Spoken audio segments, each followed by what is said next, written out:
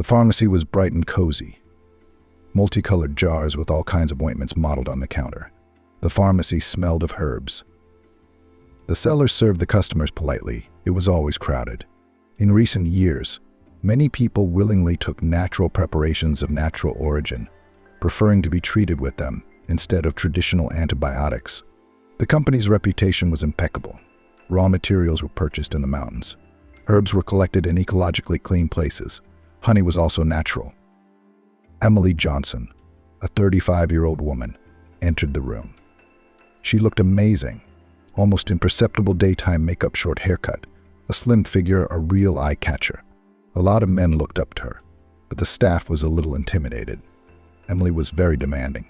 She carefully watched the camera footage and watched how the girls interacted with the customers. If she didn't like something, she strictly reprimanded them. She always gave bonuses for good work, but for blunders she could punish them up to and including dismissal.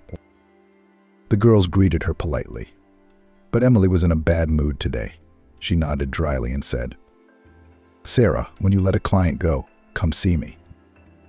That didn't usually bode well, so the girl walked dejectedly into her boss's office. Emily reprimanded her. "A week ago you were putting together shipping orders. Read the feedback, dearie. A lot of people complained that they got the wrong drug, but 2 of them didn't receive the promised gift, handmade soap. What do you mean? Do you realize that such negligence hits our image?" "I, of course. All the issues settled and made a second, correct shipment, and with a bonus. But I have to punish you. I will not tolerate such an attitude to work." The girl lowered her head. There was nothing to cover. She had indeed been very absent-minded last week. She'd had a fight with her fiancé, so she'd made a lot of mistakes. She said, "I'm sorry, Emily. It won't happen again. I swear. Don't fire me. There's no money at home as it is." Emily gave her a hard look and replied, "Okay, I won't fire you yet. I don't think you've ever made a mistake like this before.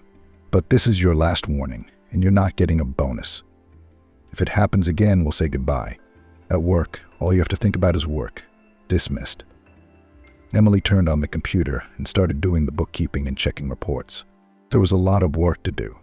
Her husband had run this chain of pharmacies for a long time, but it was Emily who had brought a fresh idea and emphasized naturalness. Now they were running it as equals. Their pharmacies were all over the city. Yes, and through the internet, products were actively sold. The business was quite successful, but also took up almost all of their free time. It was necessary to strictly monitor both production and sales. Everything was under control. The day flew by like a second, and toward evening she got a call from her husband, Michael. "Honey, are you done? I'm off too. I'll pick you up in a minute. Why don't we go out to dinner and skip the cooking at home? Relax a little, and then we'll stop by the jewelry store. I saw something for you there. My gift to you." Emily smiled. "How wonderful you are, and you. Sure, let's go, darling. Love you." Her tiredness lifted like a hand. She brewed herself some coffee and leaned back in her chair, remembering how she and Michael had met. Emily had been born and raised in a neighboring town in an ordinary, well-to-do family. Her father was a chief engineer at a company. Mom worked there in the design office. Her parents were passionate, emotional people. Often quarrels broke out, but they were quickly reconciled, and the girl saw how they loved each other. She was not kept in strictness, but also did not spoil, rather allowed to show any creative abilities and looked after. It was Dad first noticed that Emily is fond of chemistry and biology and in general can talk about them for hours. More than once she arranged quite dangerous experiments, about which the teacher at school told. Her wise father advised her to go to university to study pharmacy, and he was right. Learning was given to Emily easily, literally playfully. She never skipped school and was the best in the course. Many classmates tried to woo a pretty and smart student, but none of them really touched Emily's heart. The girl, of course, sometimes went on dates or with friends to the movies, but there was no talk of any permanent long-term romance. She dreamed of meeting her soulmate. She wanted her chosen one to be as smart and strong as her father, and to love her as much. After graduating from university, she was hired by Michael, the owner of a chain of pharmacies, as a pharmacy technologist. He realized at the interview that Emily was not an empty suit. She knew all groups of drugs with her eyes closed and could unmistakably name their composition, and the appearance of the applicant very much liked the owner of pharmacies. Smart, beautiful, and serious beyond her years. Michael was also still single. First, the work took a lot of time and energy, and secondly, all the novels were fleeting. After all, most girls saw him only a purse, and all tried to lure out more money. Only in talk was that about entertainment and outfits. Emily worked hard. She often traveled to regional seminars and forums, mastered new technologies. It was there that she was imbued with the idea of producing natural peat. Safe preparations, studied a lot of literature, and decided to realize this direction in their pharmacies. After 6 months of fruitful work, Emily already had 3 of her own health stores. Business was booming. She was not ashamed because the goods were all really high quality. During this time, she and Michael became very close. First, they were colleagues, then friends and associates in a common cause, and then became husband and wife. Everything happened somehow unnoticed, as if by itself. A year and a half ago, the couple played a lavish wedding. Parents of the bride approved of her choice. They liked Michael very much. A confident man who was already on his feet. This is not some inexperienced student with no goals in life. The newlyweds got along well at home. Since they were both business-minded and busy people, they did not strain each other with household chores. They could have dinner in a restaurant. Household chores were also shared equally. Who is freer? And he helps. Michael was sensitive and gentle, pampered his wife, often bought her jewelry. Both considered their family strong and reliable, and thought that it would always be so. Emily stretched in her chair and smiled dreamily. I wonder what kind of surprise Michael has in store for me. How lucky I am to have him after all. Michael, on the other hand, got up that afternoon in a bad mood. He dreamed again of the same disturbing nightmare of his youth. An elderly, bearded man falling, his eyes popping out of his orbits. He wheezes, tears at his shirt, stares into Michael's eyes and whispers, "Burn in hell, you scoundrels. Damn you." Sure, the man could not drive the vision away from him for a long time. He went quietly to the kitchen and drank a glass of water. He was breathing heavily. And immediately before his eyes surfaced images of his troubled childhood and youth, which he wanted to forget, to erase from his life forever. But memory is a tricky thing, and every time after such a nightmare, she obligingly slipped the owner a portion of horrible memories, as if in punishment for everything he had done. Michael grew up in a dysfunctional family. You could say, and his childhood was not even a childhood. Parents are always in a drunken rage, fights and scandals, the usual thing. His mother did not notice her son at all.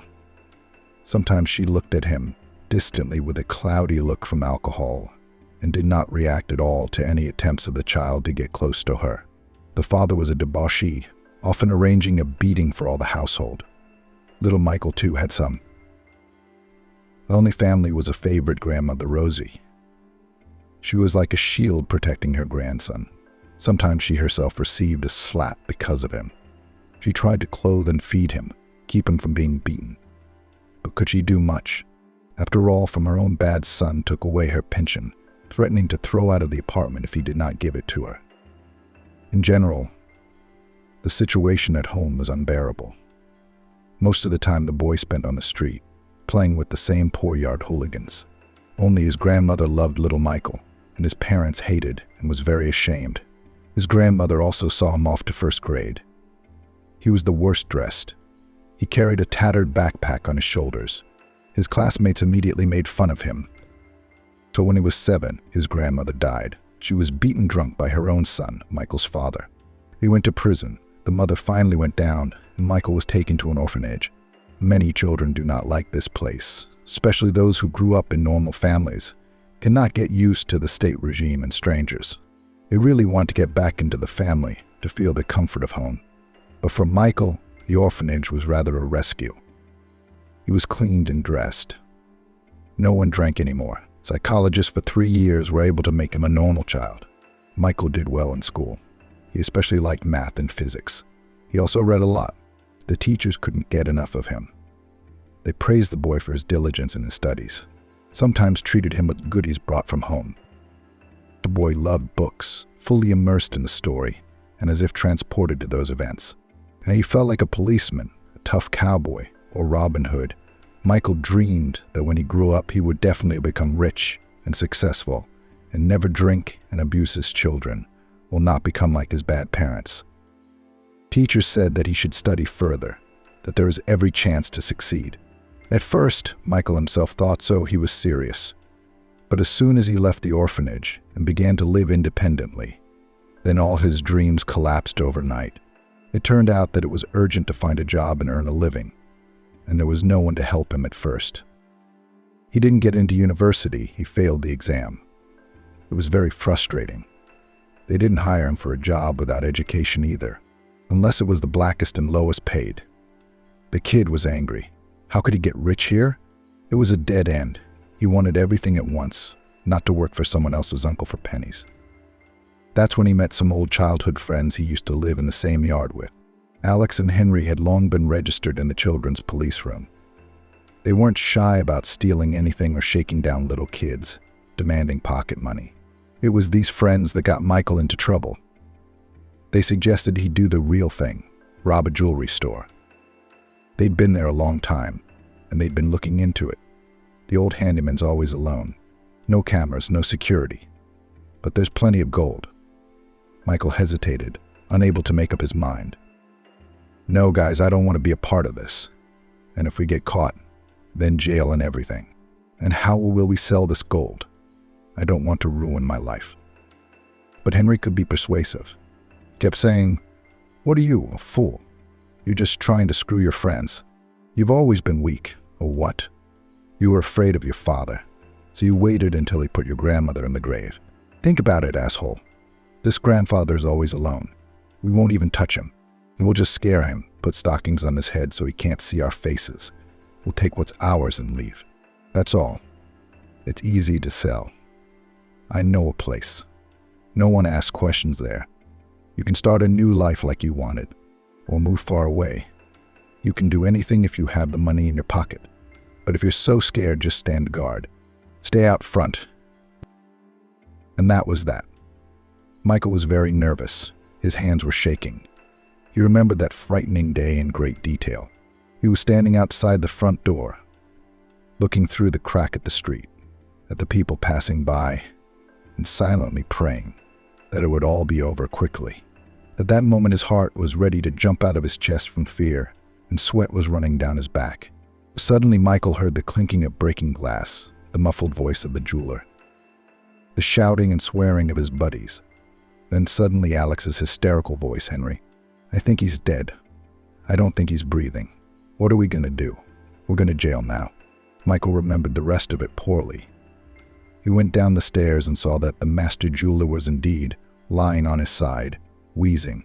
He rushed to him and tried to perform CPR as he had been taught in school. He squeezed his chest with ferocity. He counted down to 5 and back again. The old man suddenly did open his eyes, whistling breaths. His tired red face and eyes looked straight at Michael, and it was to him that he said the curse words that were plaguing him in his nightmares now, and immediately stopped breathing, but dead. But as it turned out, he had managed to press the panic button while his buddies were frantically shoveling out valuables. So Michael sat near the jeweler in a stupor and tried to resuscitate him. He was still hoping for a miracle. Private security arrived. They took the thieves to jail. Michael was delirious. He kept whispering with blood-stained lips, "I'm sorry, I didn't mean it. I didn't mean for it to be like this." Michael remembered the trial and how they were cursed by the dead jeweler's relatives. Some of the relatives shouted, "I wish you were dead. You left your child without a father. You orphaned your daughter." The buddies got a full sentence, but Michael got off with a minor one. He didn't steal anything. His fingerprints were never found anywhere, and he tried to administer first aid, albeit unsuccessfully. He got 3 years in prison for accessory after the fact. These terrible 3 years Michael also remembered for the rest of his life. First, he was beaten up in his cell, then tried to humiliate the older inmates. And he began to learn to fight back, push-ups from the floor 100 times, and pump abs to keep himself in shape and survive. Prison sobered Michael up a lot, and he decided that he would never come back here again in his life. He was also tormented by his conscience, gnawing at him all the time.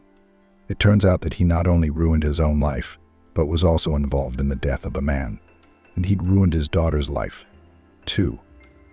Finally, Michael was free. How sweet the air seemed to him on the outside. He could not breathe it, although he understood perfectly well. The stigma of a convict now with him for life, nowhere to go. The first thing he did was to return home, tidy up his parents' neglected apartment, and start looking for a job. With a criminal records certificate, they didn't hire him anywhere. They looked at him with judgment and squeamishness, sometimes with apprehension. At first, Michael worked at the construction site like a goddamn man, 12 hours a day. His criminal record didn't get in the way. The labor force was welcome. He saved hard, denied himself everything. I was on bread and water. Then I got lucky. I heard they were selling an unprofitable drugstore. I decided to buy it. I had to sell my apartment, though, because I didn't have any startup capital. He had an entrepreneurial spirit, and he managed to build a business from scratch. At first, it was very difficult. Tortured by all sorts of inspections, it seemed that endless trips to the authorities will never end. Gradually, the case went. The man knew how to get along with both employees and suppliers, and realized how to butter up the inspectors to get them to back off. Over time, he bought a comfortable car, a 3-bedroom in the center. And then he met Emily. He didn't notice how he fell head over heels in love with her. She was an amazing combination of beauty and intelligence, tact and some age-inappropriate feminine wisdom. Michael realized that this is the person with whom he wanted to live his whole life. So he married Emily. Now, both he and his wife had several drugstores. Business was good. He adored his wife. He loved her dearly and told her almost nothing about his past. He only mentioned that he was an orphan and grew up in an orphanage. Emily felt sorry for him, for she herself had had a happy childhood, and Michael was terribly ashamed that he had once acted like a scoundrel. As the years passed, the nightmares still plagued him sometimes, and again he mentally relived that horror. He also carefully hid his criminal record. His wife didn't even know about it. After that tragedy in the jewelry store and serving time, Michael swore to himself that he would succeed in life honestly and could buy his beloved any jewelry. So he did every time, choosing an expensive gift for Emily. It was as if he was proving to himself that he had kept his promise. The evening was a success. Michael bought Emily a lovely pendant. Then they had dinner at a nice restaurant. The night was also passionate. The fears receded and Michael was once again completely happy. A week later, her friend Lisa walked into Emily's office. She worked as a manager. They met recently, somehow quickly found common topics, interests, shared sorrows and joys. The girl looked anxiously at the manager and said, "Listen, Emily, you just do not be nervous. But I was at the club with my girlfriend yesterday and I saw your Michael with some girl. He was having a lot of fun with her, so be on the lookout. I think he's having an affair. I ran into them again today when I was late for work. Maybe I'm wrong, but did he take her to your driveway?" Emily looked at Lisa like she was crazy. "Don't make up nonsense. You must be mistaken. Michael and I are soulmates. He loves me." "No, I don't. I don't even want to hear it. Go on, Lisa. I've got work to do, and you will not hurt." The girl went out, but turned around and said, "Well, look, don't say I didn't warn you. Where's your Michael now?" "He left at 9 o'clock. Lisa walked away resentfully, heels clacking. Emily felt a doubt settle in her soul, and it began to gnaw at her from the inside. She remembered that her husband had been absent-minded and distant lately, forgetting to kiss her or not listening to her at all. To calm herself down, not to get worked up, Emily decided to call her husband and ask where he was. But no one was picking up the phone. It was very strange. Usually the spouse is always on the phone.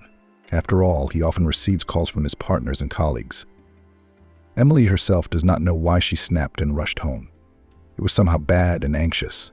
She pulled the door. It was closed, began to look for the keys in her bag, but they were not there. Emily scolded. "What's the matter? I've never lost them. I always put them back in my back pocket. Where did they go?" She dialed her husband again. It was still ringing, but the sound was clearly coming from the apartment. Molly couldn't remember herself and started pounding on the door, ringing the bell and imagining horrible images. What if Michael had gotten sick and he is unconscious lying on the floor and the door cannot open and pick up the phone?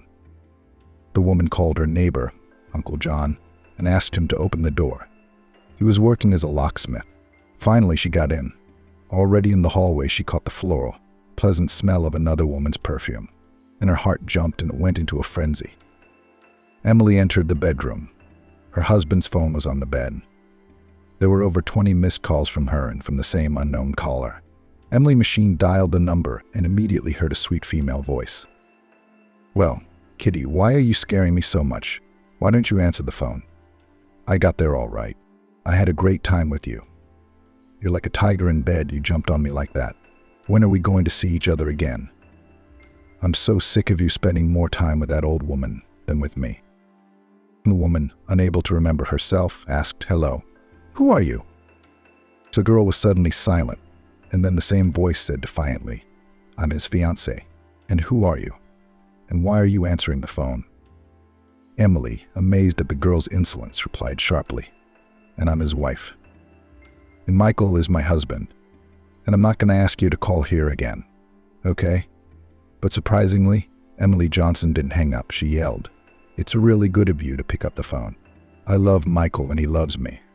Let him go, don't torture him. He's been telling me what a nasty woman you are." It was a short beep, and Emily Johnson stood stunned, mouth open, digesting what she'd heard. And then she fell on the bed and sobbed, and it hurt so bad. So hurt. They'd only been married a year and a half and he'd already had a mistress. So it was more than one time. It was horrible. And then, out of the corner of her eye, she saw something shiny under the chair. She reached in and pulled out a woman's earring. She sobbed even more bitterly. So Michael wasn't the only one giving her jewelry. Emily Johnson got so angry she started throwing her husband's things into the suitcase, tearing some of them up and stomping on them. She hated him. Then she squeamishly ripped the linens off the bed and threw them in the trash. She couldn't bear the thought that Michael was right here in their marital bed, tumbling around with his mistress tonight. It was unheard of. Then the woman changed the locks in the apartment and put her husband's suitcases on the landing. And again she sobbed inconsolably, not understanding how to live on. In the evening she heard someone rummaging at the door, trying to open it. Emily Johnson ran out into the hallway and shouted, "What are you doing back here?" "For your stuff." "Well, here they are. Take them and go to your mistress. She's waiting for you." "You're so passionate." Michael was stunned. He didn't understand anything. "Emily, what are you talking about? Wake up." "What mistress? I don't have anyone and never have had anyone. I only love you. What's gotten into you?" So the woman finally became furious and slapped the scoundrel with a resounding slap.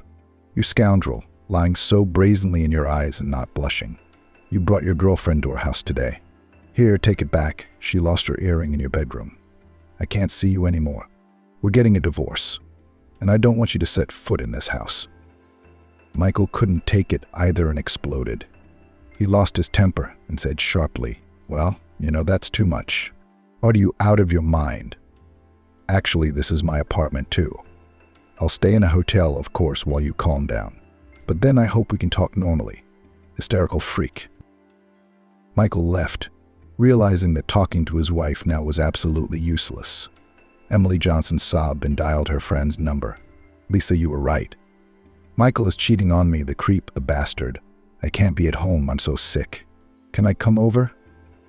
Lisa immediately responded, "Oh my God, that's terrible. Sure, come over. I'm home. But don't worry, so do not cry. I'm waiting for you." Emily Johnson found herself on her friend's shoulder. She felt a little better. Lisa said her determined, "Don't you dare forgive him. Divorce him. Split everything in half. Otherwise, and so we'll run back and forth. Again, we'll have to suffer. We'll find you a better husband. I have a decent man in mind." Emily Johnson only waved her hand. "I'm not going to find anyone. Fuck them all. All right, I'll go. It's getting late. Tomorrow you do not want to go to work, although the strength is not at all." A friend suddenly suggested, "Well, do not go. Go to the country, rest, come to your senses. For a week nothing will happen." "Why, maybe you're right. I don't see how I'm ever going to run into Michael at work now. I really do need some time alone." Emily Johnson rented a suite at a country boarding house. It was in the woods. The nature there was so beautiful. Sometimes they'd go there with Michael, wander the fall trails, watch the sunset. It seemed so romantic at the time.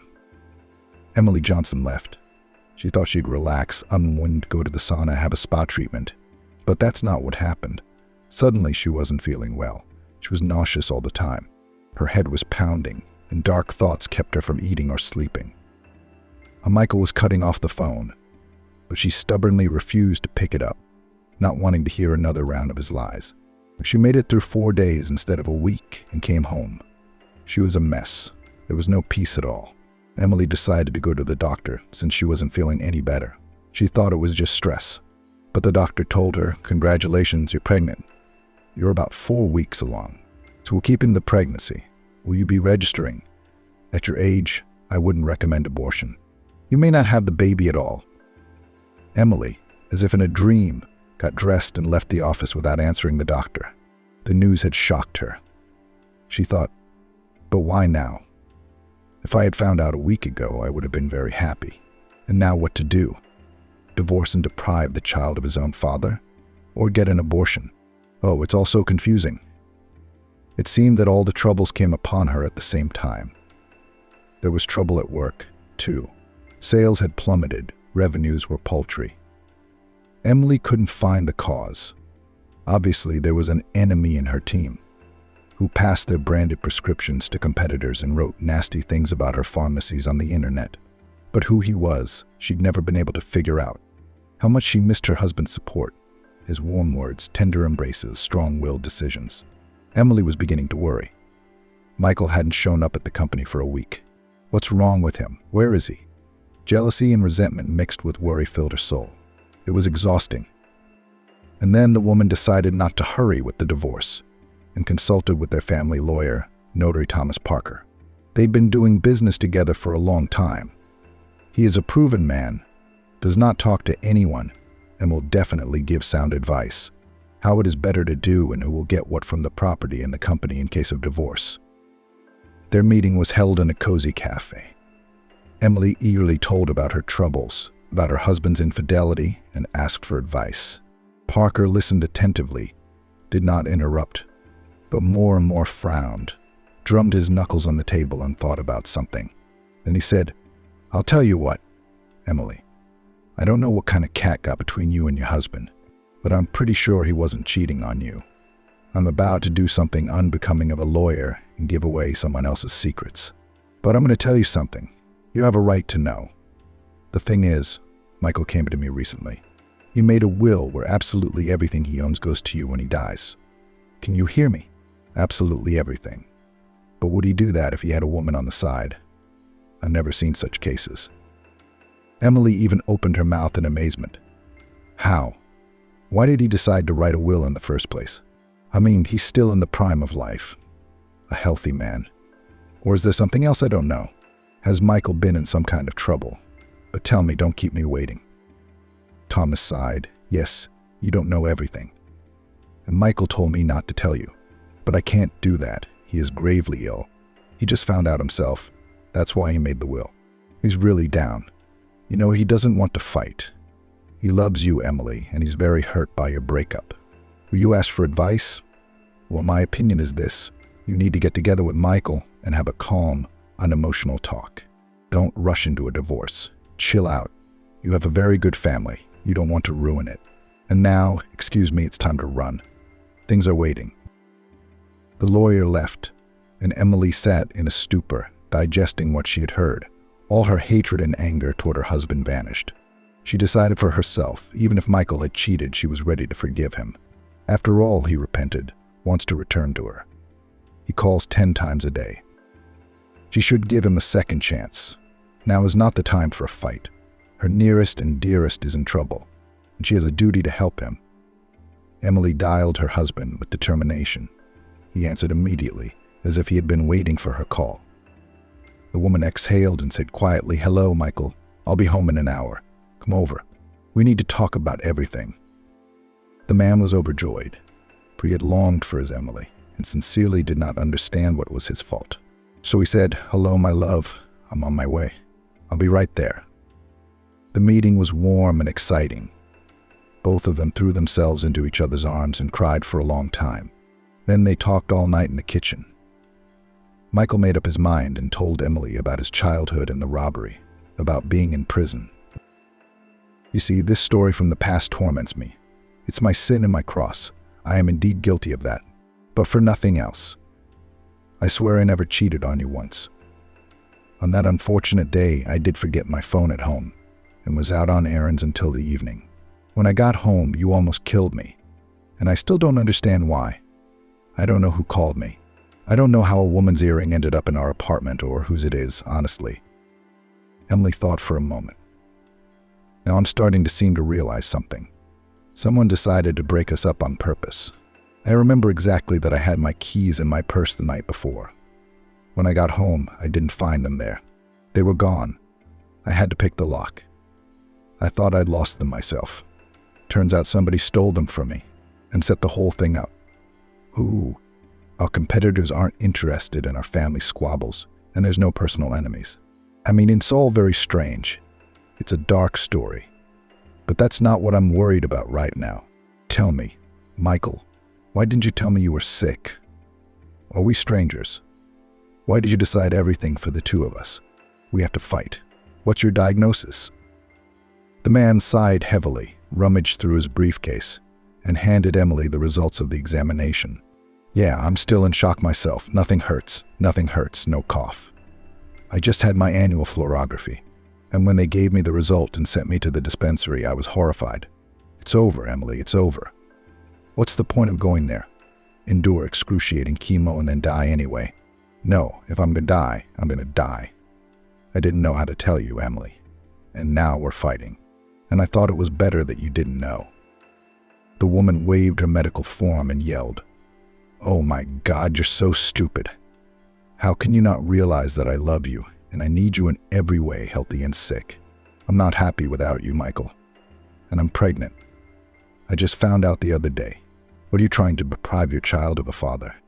You have someone to live for, and you've given up before your time. Well, we'll go to the dispensary together, and you'll be fully examined, and we'll be treated together.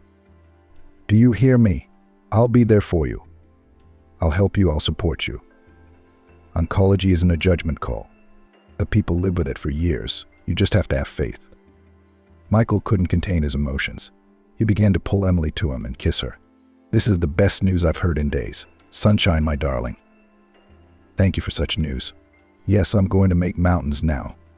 I won't let the damn disease consume me. But what about work? We're not doing so well. It's a crisis. And now I'm sick, and you can't be nervous. It's like a snowball effect of everything piling up on our heads." Emily reassured her spouse. "Yeah, you're right about that. It's like someone is hurting us on purpose. I'm looking for the mole, but so far no luck. But anyway, health comes first. Everything else comes later. We're going to the clinic first thing tomorrow morning. I'll make dinner now. You want some? I've been in so much pain since our breakup. I can't remember when I bought groceries." There was nothing but eggs. Michael replied cheerfully, "Of course I will. You cook while I go to the store. I'll be right back." "I'm so glad we made up, Emily. And don't you ever think badly of me again. We have to trust each other and protect our family and our common cause. Then no one can break us." Both of them felt better. Emily berated herself. What a fool I am. I almost destroyed my family with my own hands. No, now I realize that I love Michael very much. And I don't need anyone but him. Emily took her husband to a dispensary. She found a very good specialist. They took tests, did a CT scan, lung x-rays. And now they were waiting for the doctor's verdict. The woman bought an icon and prayed every night that Michael was cured, that they had a healthy child, and that they had the strength to survive all this. Michael recovered his spirits, and now the two of them were trying to figure out what was going on in their companies. Things were going badly. Lisa walked into Emily's office and asked, "Looking good, girlfriend. Why don't you call? You don't tell me how the divorce is going. Did that bastard admit to cheating, or is he still faking it?" Emily felt uncomfortable that Lisa was so cavalier about asking about everything. She replied sharply, "There will be no divorce. We've made up. I'm also pregnant, so you can congratulate me. We wanted this baby so badly. And then the miracle happened. Michael and I are doing great now. We're back together." Lisa's reaction was extremely strange. She started waving her hands and yelling, "Oh, really? All the more reason to have an abortion and get a divorce. Why do you need a child from a traitor husband? I saw him with another woman. Don't you believe me? Or don't you have any pride? He disrespects you, cheats on you, and you're going to put up with all this. You don't know your husband. He's a terrible man." Emily didn't like the tone at all and stopped the conversation. "You know what, Lisa?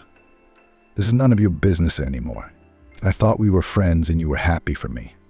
And you're forcing your opinion on me again. Go to work. And let's stop talking about this. Stay out of my life. We're just co-workers now." Lisa pouted her lips and left the office.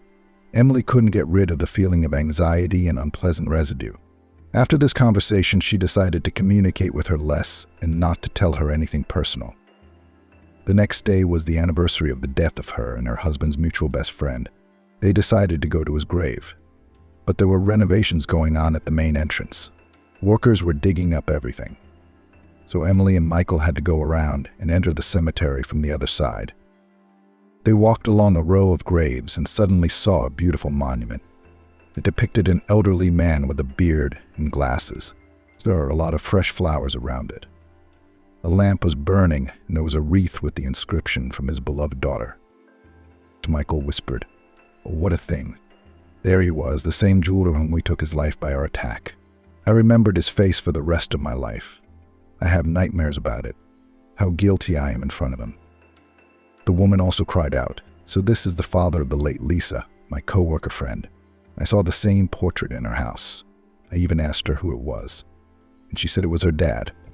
Wait, it was Lisa who told me that she saw you with another woman, that you were cheating. And then she consoled me. And yesterday she said you're a scary person. I think all our troubles are somehow connected with your past, but we ourselves cannot figure out exactly. It's just all coming at us at once." Michael suddenly suggested, "Let's go to a detective agency right now and ask them to look into it. I think that would be best. In the meantime, keep an eye on Lisa. Maybe she should be fired altogether to avoid any problems." Emily shook her head negatively. "No, not yet. It would be suspicious. She could go into hiding, and then we wouldn't know anything for sure. But we should definitely take a closer look at her. I trusted her. I opened up to her. Now I regret it. And the pregnancy, I blurted it out. Now I'm worried too. I don't know what's on her mind. I hope the detectives can figure it out."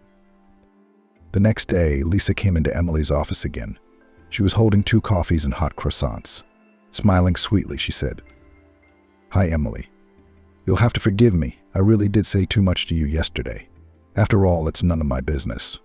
Whatever you decide to do, just do it. And I'll always support you. So, peace?" Emily felt uneasy after their quarrel. She smiled as she looked at this sweet smiling girl. It was hard to believe she's capable of any meanness, and the woman replied peacefully, "Yes, and I answered you sharply. I agree. Peace. Thanks for the coffee." Lisa held out a cup and motioned Emily closer to her portion. "Drink it while it's hot, or it'll get cold. It won't taste good. And eat the croissants. You need to enjoy yourself now." Emily took a bite of croissant with pleasure, and then the phone rang. It was the partners, the suppliers of raw materials. It was going to be a long conversation. She waved to Lisa, saying, "Go ahead, we'll talk later," and began to conduct business negotiations. She hardly touched the coffee either, just took a small sip. There was no time for that. An hour later, Emily felt sick. Her stomach pulled unpleasantly downward and there was weakness. She suddenly looked at the unfinished cup of coffee, and a terrible thought struck her. What if Lisa had spiked something? Though it was unlikely. She was drinking from her own cup in front of her. I wonder why I feel so bad. Maybe the coffee had nothing to do with it. She called her husband and told him what she suspected. He called the detectives and immediately rushed over from another pharmacy, carefully wrapped the cup in a bag, as instructed by the detectives, and took it to them. They promised to take it to them for examination, and he took Emily to the doctor. He was very worried about his wife. God forbid the baby. Doctor was worried too. There was a threat of miscarriage. They put Emily in the hospital for a couple days for observation. A few days passed. She got better and was released from the hospital. Detectives came to visit her and Michael. What they told them was shocking. Lisa Summers is really the daughter of Robert Summers, the same master jeweler who died of a heart attack at the hands of the robbers. The robbers were three: Michael Johnson, Henry White, and Alex Brown. So, after her father died, the girl was raised by an aunt, a distant relative. We talked to the woman. She lamented that her niece never got over her grief. She loved her late father very much, became withdrawn and somewhat rigid. She kept saying that she would be able to live peacefully only when all three murderers were in the grave, like her father. She studied well, though. She moved out after university. They don't see each other much these days. We did some checking, and here's the picture that emerges. Henry White was murdered by his cellmates in prison. It's long gone. Alex's death was strange, too. He fell out of his apartment window from the 9th floor. It's a dark case. They never got to the bottom of it. And his wife and young son are missing. Reported missing. So you, Michael, are the only one of the three still alive. Lisa must have decided to finalize her revenge plan. So we're pretty sure of that.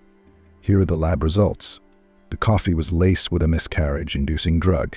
So maybe we should go to the police. It's a serious matter, and we need to nail Lisa before something irreparable happens to you or your wife. Emily sighed. Oh, and I wondered why the coffee was so disgusting. That's why I couldn't drink it. I only took a sip. What a bitch. And if I'd drowned it, I'd have lost the baby. I couldn't agree with you more. Michael and I are in danger. Let's go to the police right now. I'm not going to let Lisa ruin our lives. Michael's guilty, but he's done his time and he's come to his senses. And I had nothing to do with it. I don't know why she's trying to beat me up. Lisa's in custody and organized a confrontation with Michael and Emily. When the girl realized it was useless to lie, she suddenly laughed wildly and then sang, "Do you have any idea how I lived without my daddy? What was my childhood like? He raised me alone. My mom died during childbirth. Daddy loved me more than life, and I loved him. Those were the happiest years of my life. And then some scoundrels came and killed him. They made him die. That day my life ended. I was dragged away from my father's coffin. I held his hand till the last moment and didn't want to let him go.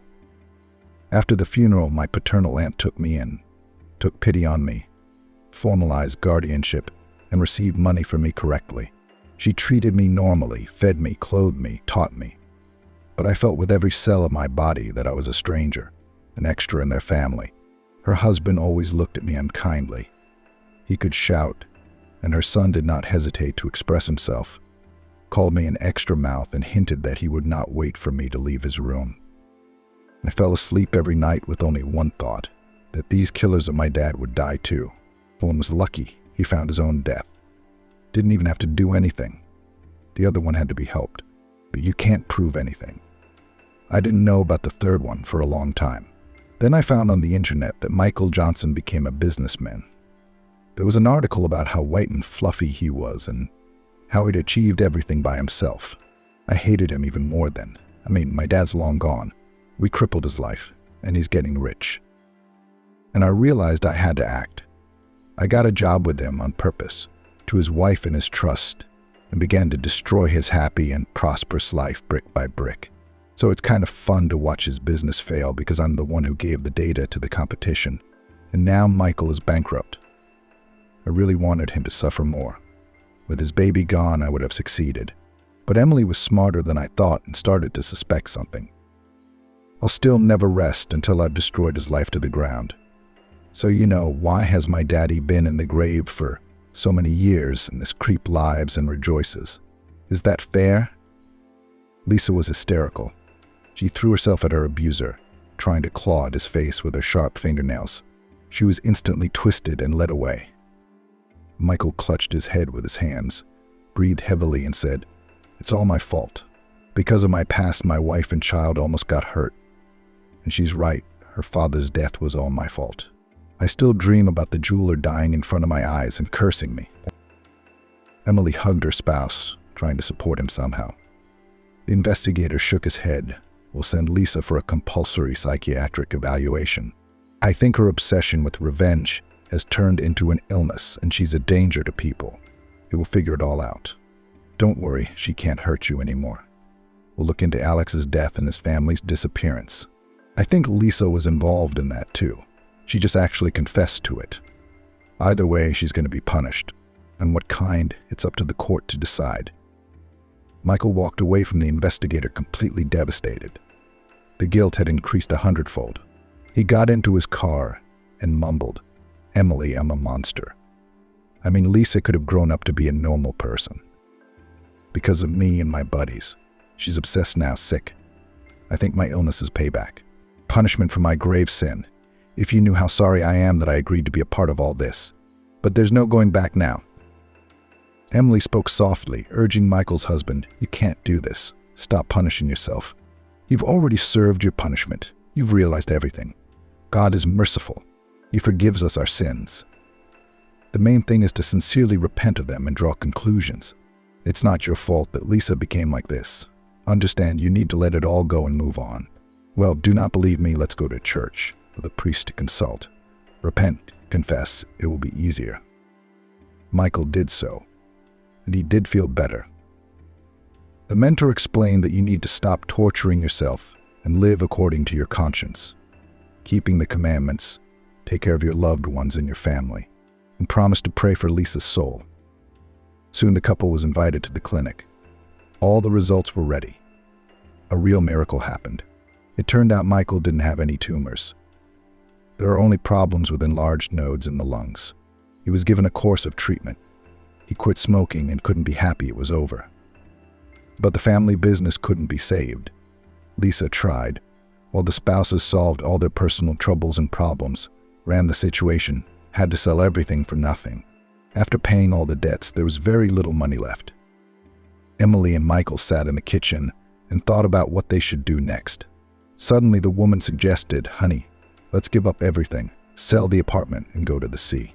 I have long dreamed of living there, away from this crazy Lisa, from all the troubles and problems. And I think we'll have enough for a cozy little house. We'll figure something out about a job. I believe you. It's never too late for a fresh start. And right now, I just want some peace and quiet. I'm so tired of everything. I could just walk along the coast, listening to the sound of the surf." Michael kissed Emily and supported her. "I'm in. That's a great idea. You and I have gotten too caught up in our work, and we don't notice anything around us. And we should just live, love, and enjoy every little thing. It's settled. I'll call my realtor tomorrow, and we'll put the place in the market.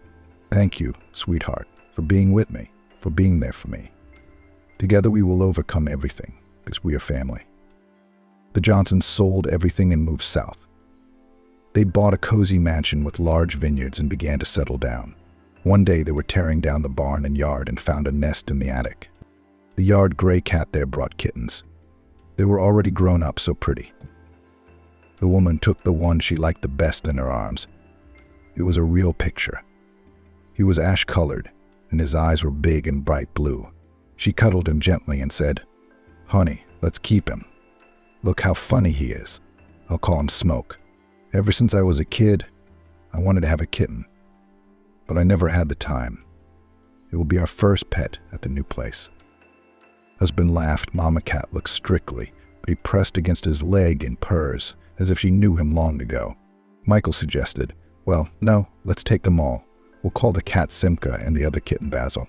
And since they chose us, as they say, we'll be close, but not too close.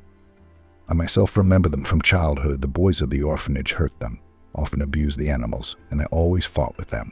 I couldn't bear to see the poor kittens suffer. Aunt Paula and I and the cook would go to feed them, and I stroked them furtively and dreamed that someday I would have a family of my own, and there would be a cat in it. Now my dream has come true. The fact that a cat has settled in our yard is a good sign. Cats always bring happiness to the house." Simka and her kittens quickly got used to the house. Michael made them a cozy nest. Emily fed only the freshest food. She loved it when Smokey would take long evening naps on her lap and purr. It was so soothing, and Michael played ball with the kittens like a little kid, or dragged a bow tied by a string around the house. It really was so funny and touching. The woman thought more than once what prevented them from having a pet before. After all, for some reason, even the thought did not arise. Everyone was running somewhere, rushing headlong. Career delirium. Oh, happiness. Here it is, purring and looking into your eyes, squinting cunningly. And immediately the atmosphere in the house is warmer and the mood is better. So much for cats. Then Emily blossomed. Harmony and peace returned to her soul. She no longer feared for Michael for her baby. The pregnancy was going great. The baby was pushing amusingly in the woman's tummy. She enjoyed the sea scenery and sweet grapes and happily swam in the sea. So Michael did not sit idle either. Scouted the situation in the local markets, made the necessary acquaintances, and decided to engage in the first production of souvenirs. After all, it does not require a large startup capital. My wife supported the idea.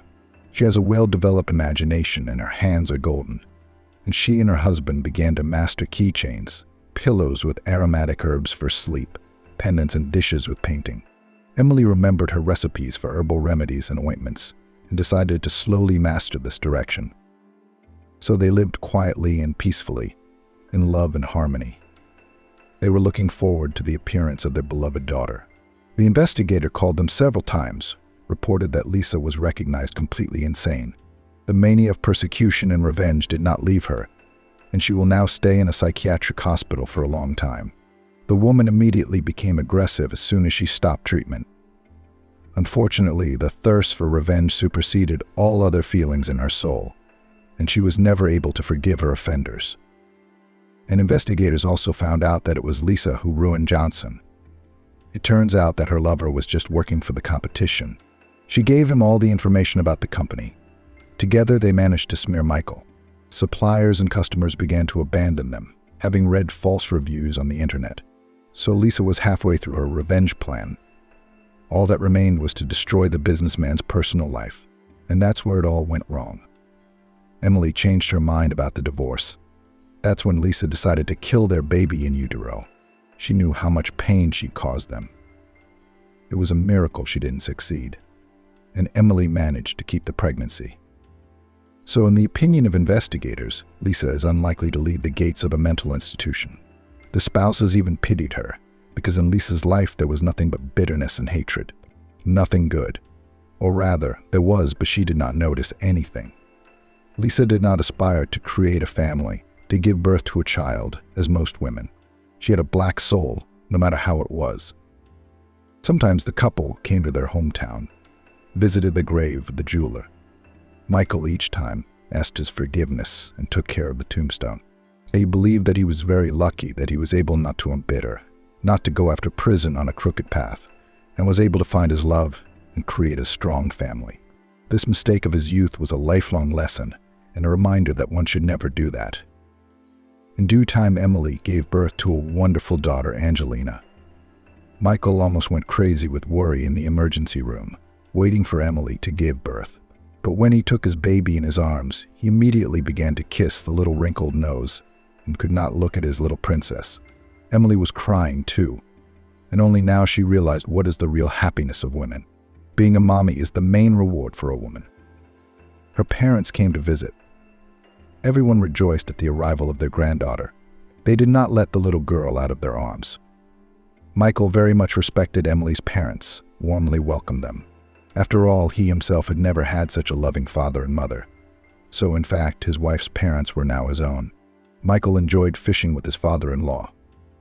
They would catch fish on the wharf, competing to see who could catch the most. The women then cooked the catch in a large frying pan until crispy and served with greens. Emily wasn't the least bit sorry that she and Michael had lost their successful drugstore business, even if they now lived much more modestly. But the main thing that the family reigns harmony and peace. Emily often thought that if Lisa had not started to systematically destroy their comfortable life, they would never have dared to build something new. In her hurry to meet her fiancé's rich parents, Amélie stood up for the old woman. And when she crossed the threshold, Emily flew home in tears. It was raining, she was soaking wet. The smart sundress, which the girl wore in honor of the solemn occasion, clung to her body. Her hair hung in dull strands along her face. Amélie did not even think to look for shelter. On the contrary, it was even better you could not see the tears streaming down her cheeks. You'd think they were raindrops. Oberon, how could he? Those eyes of his, the timid gaze he carefully hid from her. The man Amélie had long considered the bravest, the most reliable and loving, was almost hiding behind his silent father's back. But the mother of the family was not stingy with her expressions. No, she talked a lot that evening. The target is close at hand.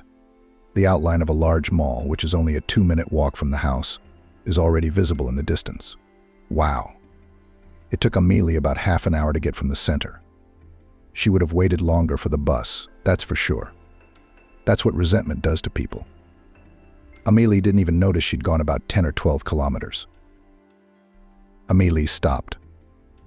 No, you can't go home like this. Mom would be there, she'd start asking questions, worrying, and it's not good for her, even dangerous. Mom. Somewhere in Amélie's stomach an unpleasant cold ball moved. Mommy has a very bad heart. The disease progresses with age, especially lately. Mommy needs to avoid unnecessary worry. So Amélie will go to the mall now. She'll dry off a little, have a cup of coffee in the food court, sit, recover, and then put on her face one of her trademark complacent smiles, and only then will appear in front of her parents. Amélie, from childhood accustomed to take care of her mother. Many times the girl witnessed her attacks. Sometimes her mother was even taken to the hospital, and not yet an adult Amélie was left for several days or even weeks alone under the supervision of neighbors, of course, but still. Amélie and her mother had no relatives to look after the girl. They were alone in the whole world. Once Amélie learned that her mom was forbidden to give birth at all. Overheard a conversation between the parent and a friend. Then the girl, of course, asked Jane's mother questions. She at first refused, tried to change her daughter's mind. And then she confessed. Yes, they told me, she said. They warned me. But their predictions were wrong. They didn't believe I was carrying you at all. They predicted I'd be dead by midterm. So how did you decide? I thought, why should I live if I can't have you? You were already with me, living under my heart. How could I ever get rid of you? No, it's the best decision of my life. Amélie sometimes felt guilty, because it was because of her that her mother was in such a state. But her mother, noticing it, even got angry with her daughter. Don't think about such things. I wanted a child myself. How could you influence my decision? Think about it. I wanted to have a daughter like that. And I'm happy I went against all odds. And I was right, by the way. Yeah, well, my heart's racing. Where's the guarantee that it wouldn't have happened without the birth? I've had it since I was a kid anyway. Doctors used to say I'd die during pregnancy. Then they said I wouldn't survive labor. Then they assured me that my child would end up in an orphanage at the age of 2 or 3. So what do we really have? Mother often repeated Amélie that the daughter the most priceless gift that made her life. That it is a great happiness to have such a wonderful child. She also sometimes talked about Amélie's father, and the girl understood that her mother loved this man very much, although she knew him only for a short time. They met by chance, ran into each other in New York on the Brooklyn Bridge. A handsome young man had come to the Big Apple for a student conference, and his mother, then still future, of course, Amélie, had gone on vacation for the first time in her life. She had recently graduated from college, got a job as a dressmaker in an attire, and began to make a good living for those times. So she saved up for a year for a trip. Young people immediately liked each other. They walked together for a long time on the picturesque streets of New York, sat in cafes. The student turned out to be so intelligent and interesting conversationalist that the young girl listened to him, holding her breath. Then they went to his room right that same evening. Both thought that this was just the beginning of the relationship, but fate had ordered otherwise. They agreed to meet at the monument at lunchtime the day after the guy finished another semester. But the girl then never waited for her lover. At first she thought that the student deceived her, but how he looked at her with admiration, gently held her hands. No, it didn't seem to be true. The eyes could not lie. And then the girl went to the hotel where the young man was staying. There it turned out that the students were urgently taken away to some military training camp, exercises or something like that. So he just couldn't come to her. Couldn't get away. That's how we got lost. Amélie's mom sighed with a sad smile as she told her daughter the story. There were no social networks then, so it was impossible to find each other in the vast country. We didn't have time to exchange addresses. I searched for him. Tried to find out information about his city or university in that very hotel. They refused. It's confidential, after all. I'm sure he tried to find me too, but at least I still had you. And how could I turn down such good fortune? Amélie took a seat at a table that was hidden behind a column. She didn't want people looking at her right now. They flowed through the upper floor of the mall in an endless stream. There were couples in love among them. Young people were hugging, smiling at each other, just like she and Oberon, who had recently been happy. But of course it was not certain that this happiness would last long. Not at all. The smiling waiter brought Amélie coffee and wished her a good day. The same friendly in appearance, but in fact indifferent. He doesn't care at all what Amélie's day will be like. It's just his job. The only person in the world who cares about the girl is her mother. Her health is deteriorating. After all, until tonight the girl had hoped that Oberon would too. Oberon loves her too. He had told her that more than once, hadn't he? He was lying. Amélie sipped the hot, fragrant drink with pleasure. A blissful warmth spread throughout her body. It even felt a little lighter. A little. Maybe it wasn't so bad after all. I'd shown my true colors today. It would have been much worse if their relationship had gone further and gotten more serious. And then he'd show her his true colors. But it couldn't get any more serious than that. Amélie thought he was about to propose to her. Why else would he suddenly ask her to meet his parents? Isn't that a sign of seriousness? Amélie was a recent college graduate. She also became a dressmaker like her mother. She loved it from a very early age. She, as a very young girl, sewed outfits for her numerous dolls. She liked to think up interesting models, select materials. The process itself also gave the girl pleasure. It is a miracle there was a piece of fabric or a few pieces. And now this shapeless something turned into a wonderful dress, which makes any doll a princess. Mom worked a lot, so the girl was often left alone at home, left to herself. But she was never bored, sewing and distracted and entertained and gave pleasure. Mom, coming from work, sincerely admired her daughter's creations. She even took these mini masterpieces Amélie in her attire and showed her colleagues. But no fashion designer from Amélie, of course, did not come out. She finished college after high school and got a profession of seamstress, and now worked in an atelier near her home. She loved her work. In her hands, everything went well. The bosses praised the young, talented employee. No one could so virtuoso as she adjust the outfit to the figure. Over time, she was entrusted with the most difficult cases, and the girl coped with them on the hurrah.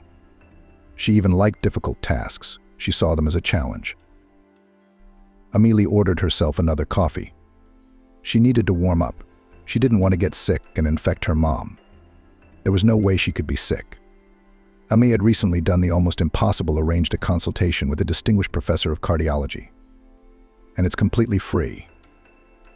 Soon her mother will be examined by the best specialists in the region, and perhaps they will choose a treatment scheme that will ease the condition of a woman who is not old yet.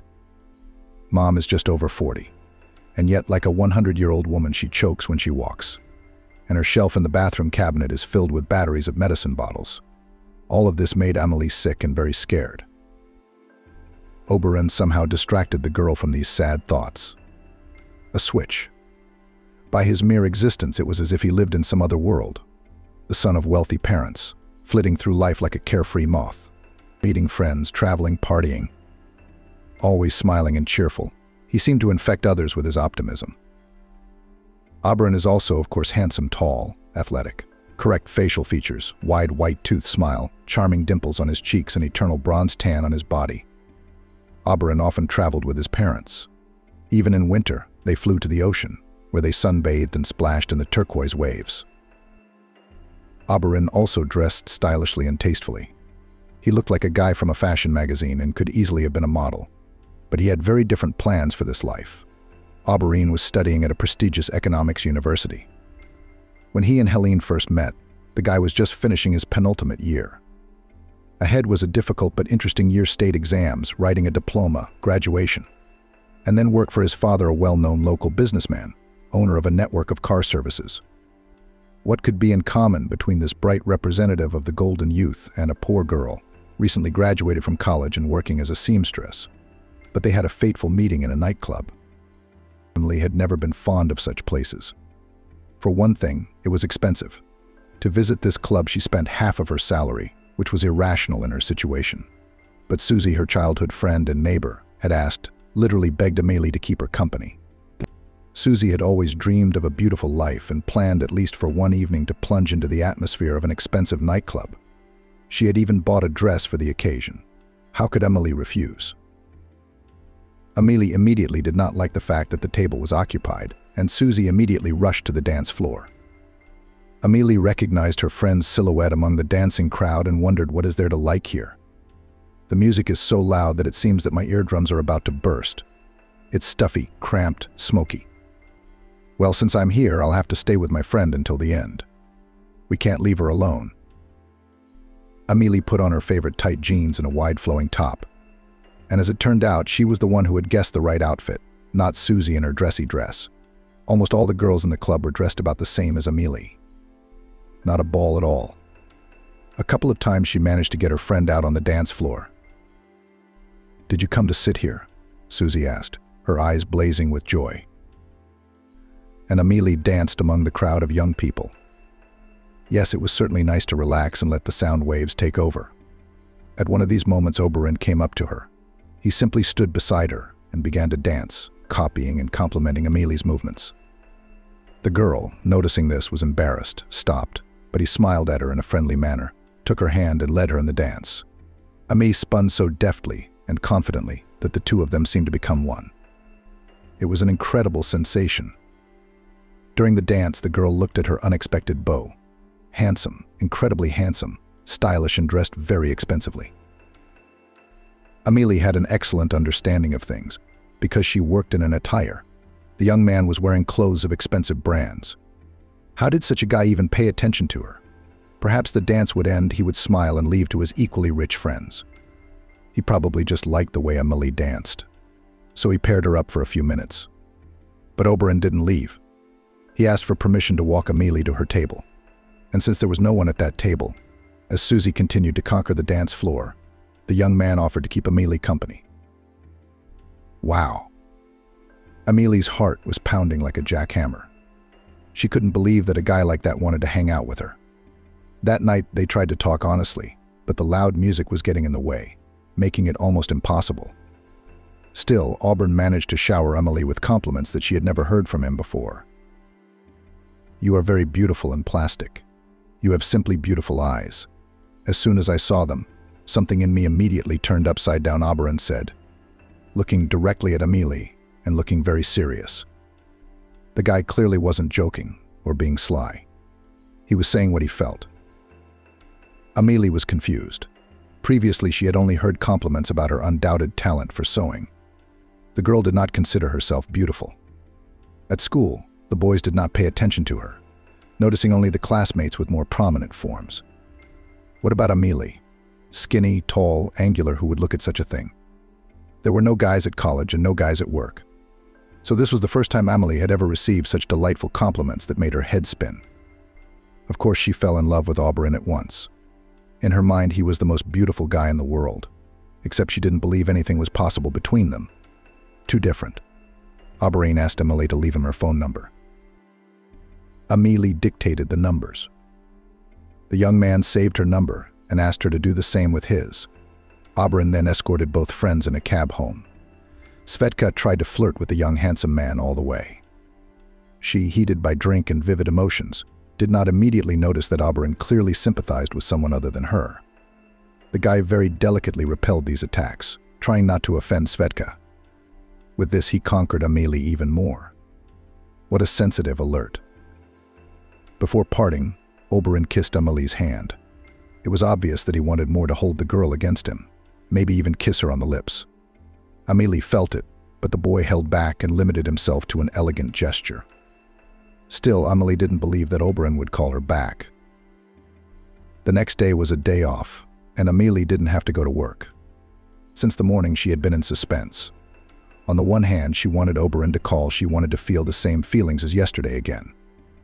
On the other hand, Amelie was even a little afraid of it. What if during the day Auberon would be disappointed in her, would notice some flaw that was invisible in the light and music, would find her boring, would realize that they were not the same? See the disappointment in his eyes?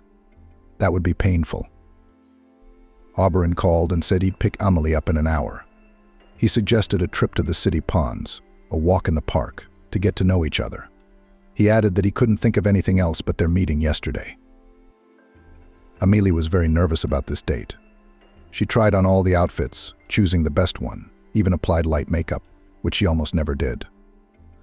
Amelie wanted to hide her excitement from her mother so as not to worry her, but she noticed.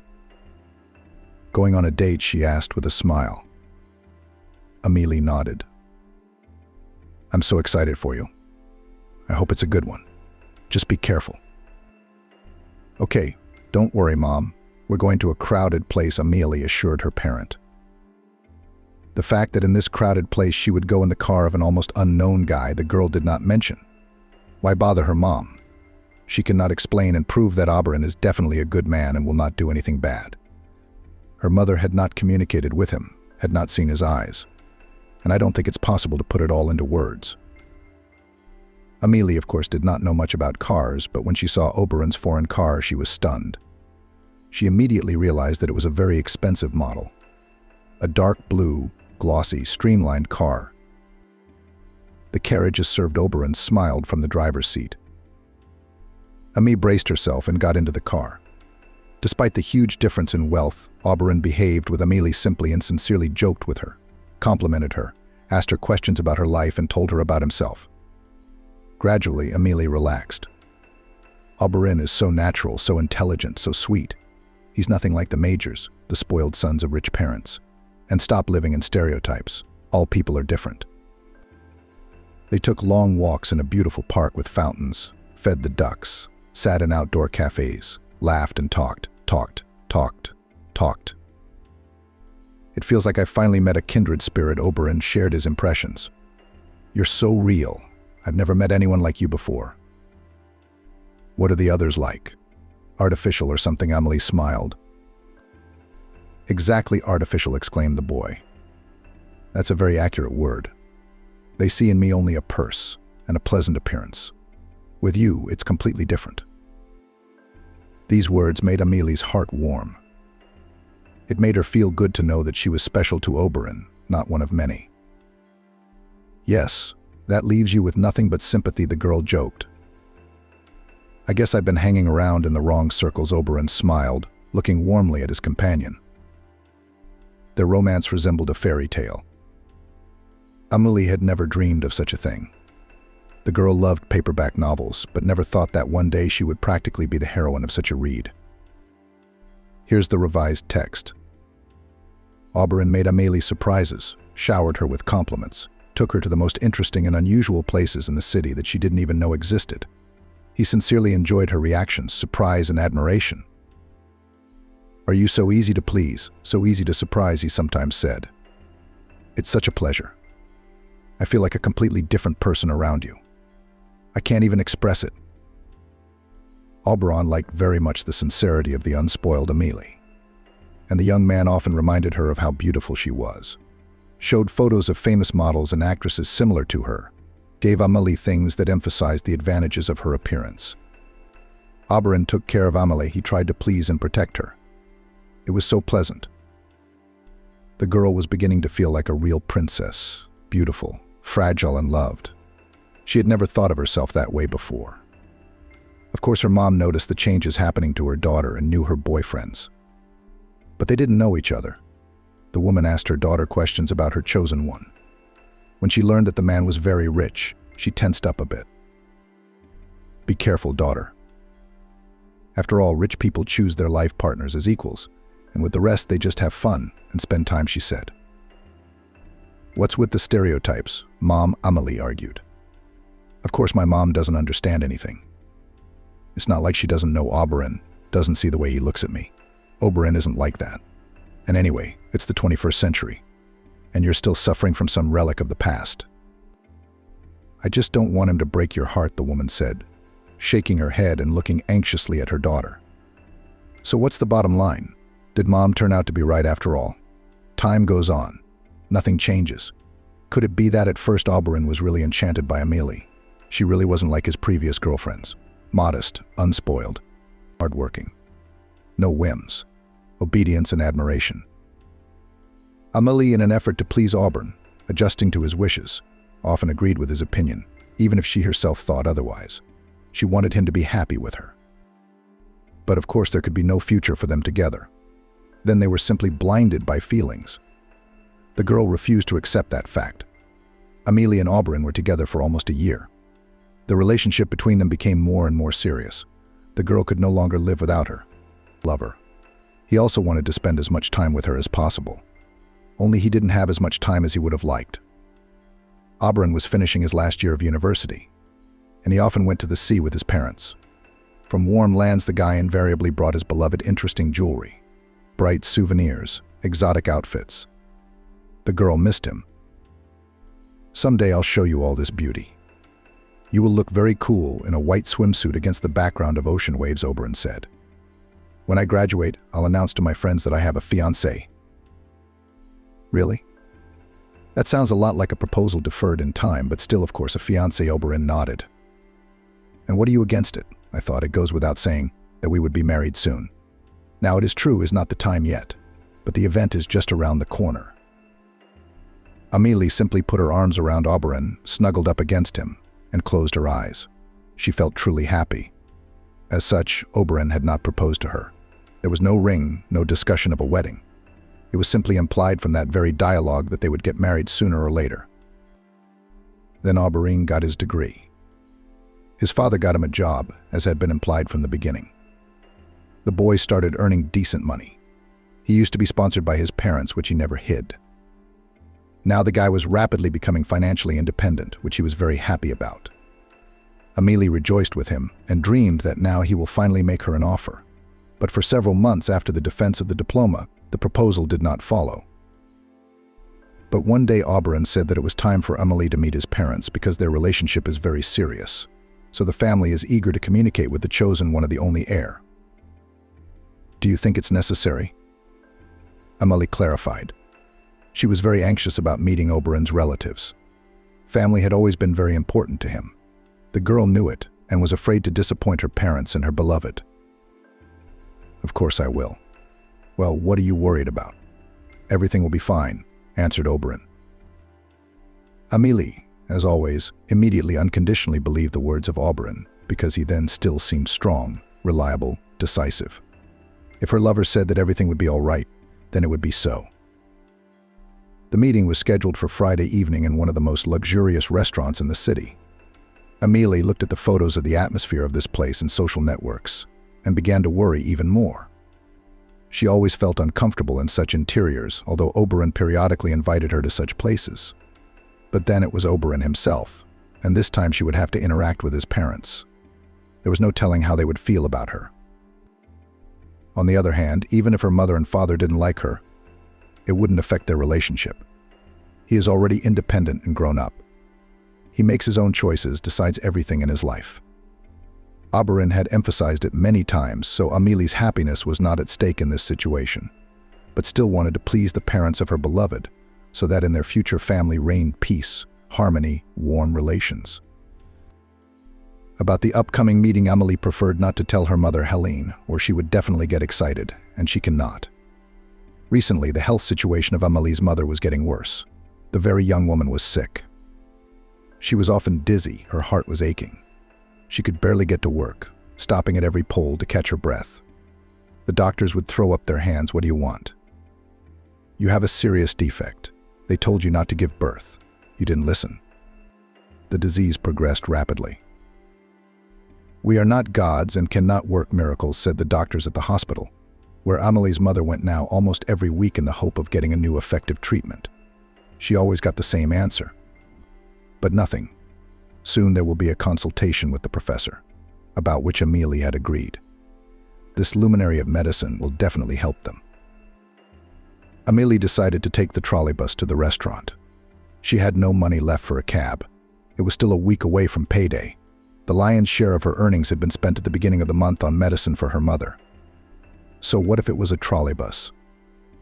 Amelie even liked to ride it across town and look out the window. She sometimes specially chose long routes to admire the city scenery and think about her own. But this time the girl certainly didn't manage to relax. She was constantly winding herself up with anxious thoughts. There was uneasiness in her soul. Intuition told Amelie that the meeting is unlikely to go smoothly.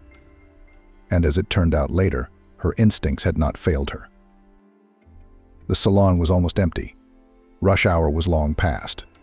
Amelie leaned her forehead against the cool glass and tried to calm down, but nothing worked. Maybe I shouldn't have worn this sundress. It's a nice, decent length below the knee, but the shoulders are too open. Wouldn't Oberon's parents find my outfit vulgar? Maybe I should have gone with a light business pantsuit. But I'm not going to the office, am I? Amelie's thoughts were interrupted by a squeal and a shout from the conductor. Isn't it a shame to ride public transportation as a hare at that age?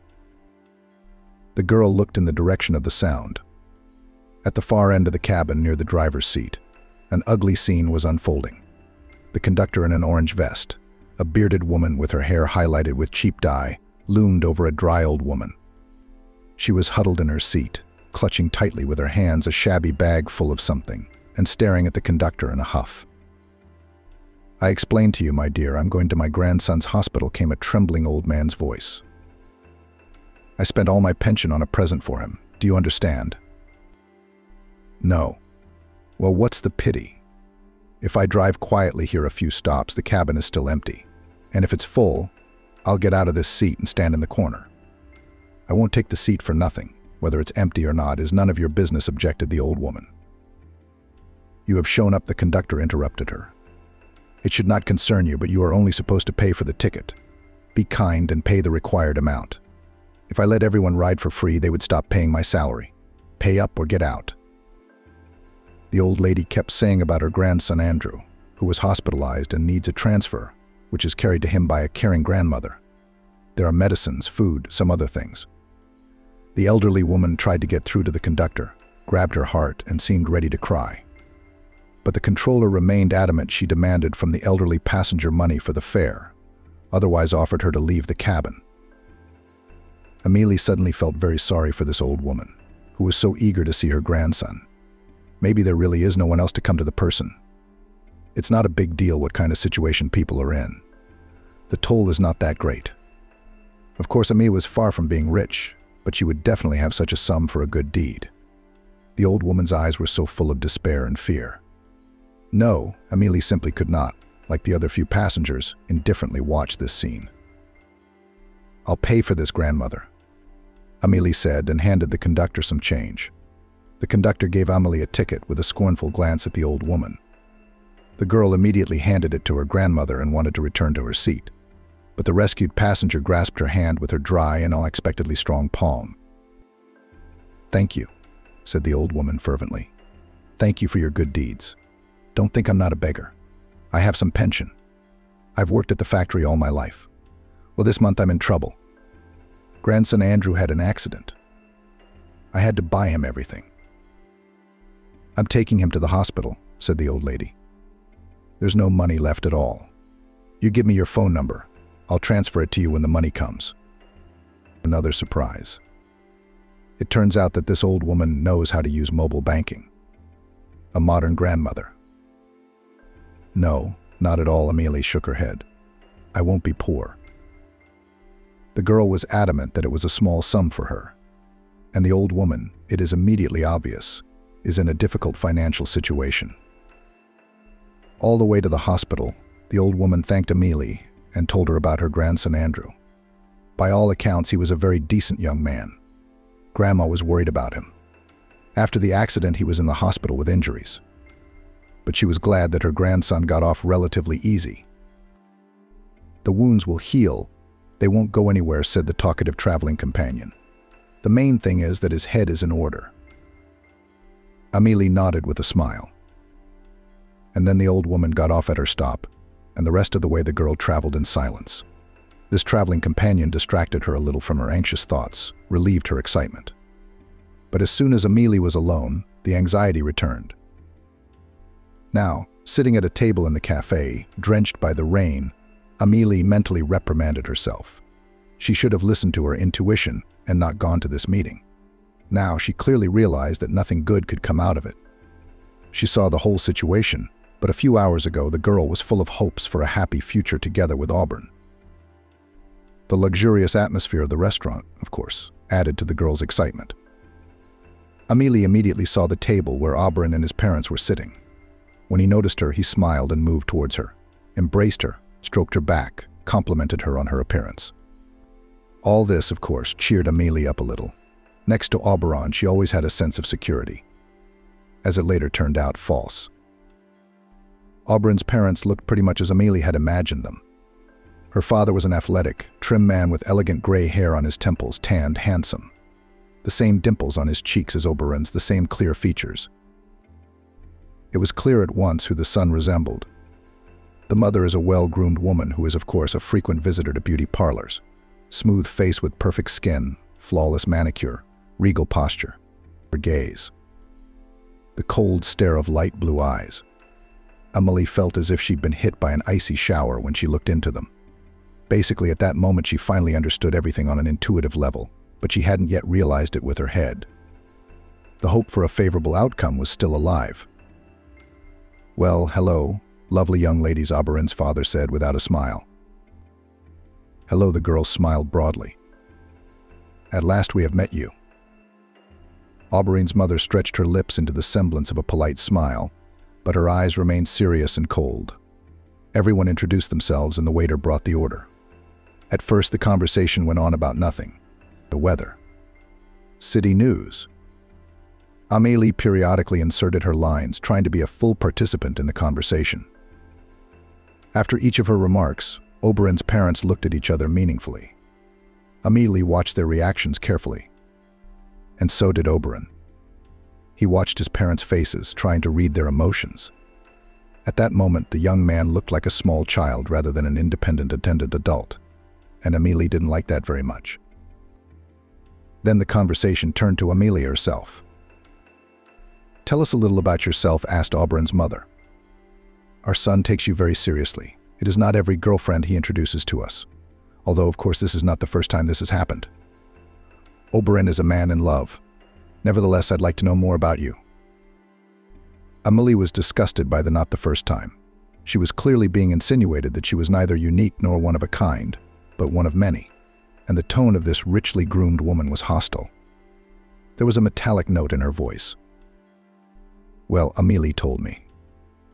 Oberon's parents asked her clarifying questions from time to time. Who was her mother? Where was her father? What does Amelie herself do for a living? What educational institution did she graduate from? The girl's answers elicited strange reactions from these people. They looked at each other, grinned. It was unpleasant. Oberon sat next to his mother and remained silent. He did not even try to somehow diffuse the atmosphere and help his girlfriend. "Why college?" Oberon's mother asked. "You probably did not do well at school. You did not get into the university." Amelie let the barb pass her ears. The lady was obviously trying to hurt her and make her emotional. She wouldn't. Amelie did well at school, even very well. She had to get a profession, get a job. The financial situation of their small family was very precarious, but she couldn't explain it all now. The conversation was becoming more and more unpleasant.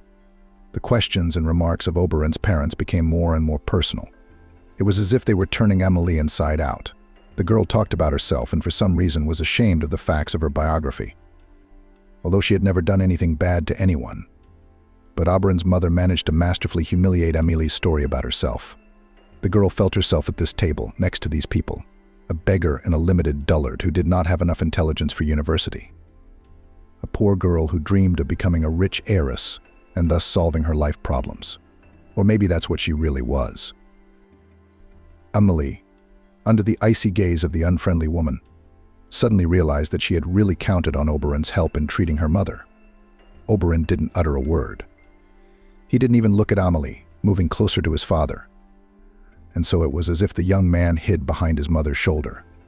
He was humiliating Amelie. Oberon didn't even try to stand up for her. It was unlike him to make the girl even more confused. Oberon, he was always on her side after all, supporting her, cheering her up. But now the guy looked like a little boy who was afraid to cause disapproval of parents. And that's when Amelie realized it all. No, there would be no future for her and Oberon together. His parents were now making that very clear to their son. Their aim wasn't even to humiliate Amelie. They were demonstrating to their only heir that a girl seamstress, living alone with her sick mother in a tiny apartment, he is not a match. And the son had learned his lesson well. Oberyn will never go against his parents' wishes. He's too dependent on them. All his success and prosperity is due to his father. Amy's feelings and her worries were completely irrelevant to these people. The girl felt like a textbook. Oberyn's mother was not at all worried that such treatment could cause psychological trauma to the girl. She didn't care. The main thing was to show her son the fallacy and absurdity of his choice. Apparently, the meeting itself was conceived for that very purpose. Amy felt tears coming to her eyes. Why should I be like this? What have I done to these people? She thought. In fact, Amelie had never done a single thing in her entire life that she could be ashamed of. The girl got up from her seat. I understand. I have to go, she said. I don't want to burst into tears in front of this family. No, I won't give them that pleasure. Amelie hurried out of the restaurant. No one tried to stop her. The girl hoped, still hoped, that Oberyn would rush after her. Oh, come on. He loves me so much, after all, as he has said more than once. But Oberyn stayed with his parents. Emily burst into tears on the street. It was good that it was raining, and it was not visible to others. She didn't wait for the trolleybus, she walked. Movement always calmed her down. It was raining like a bucket.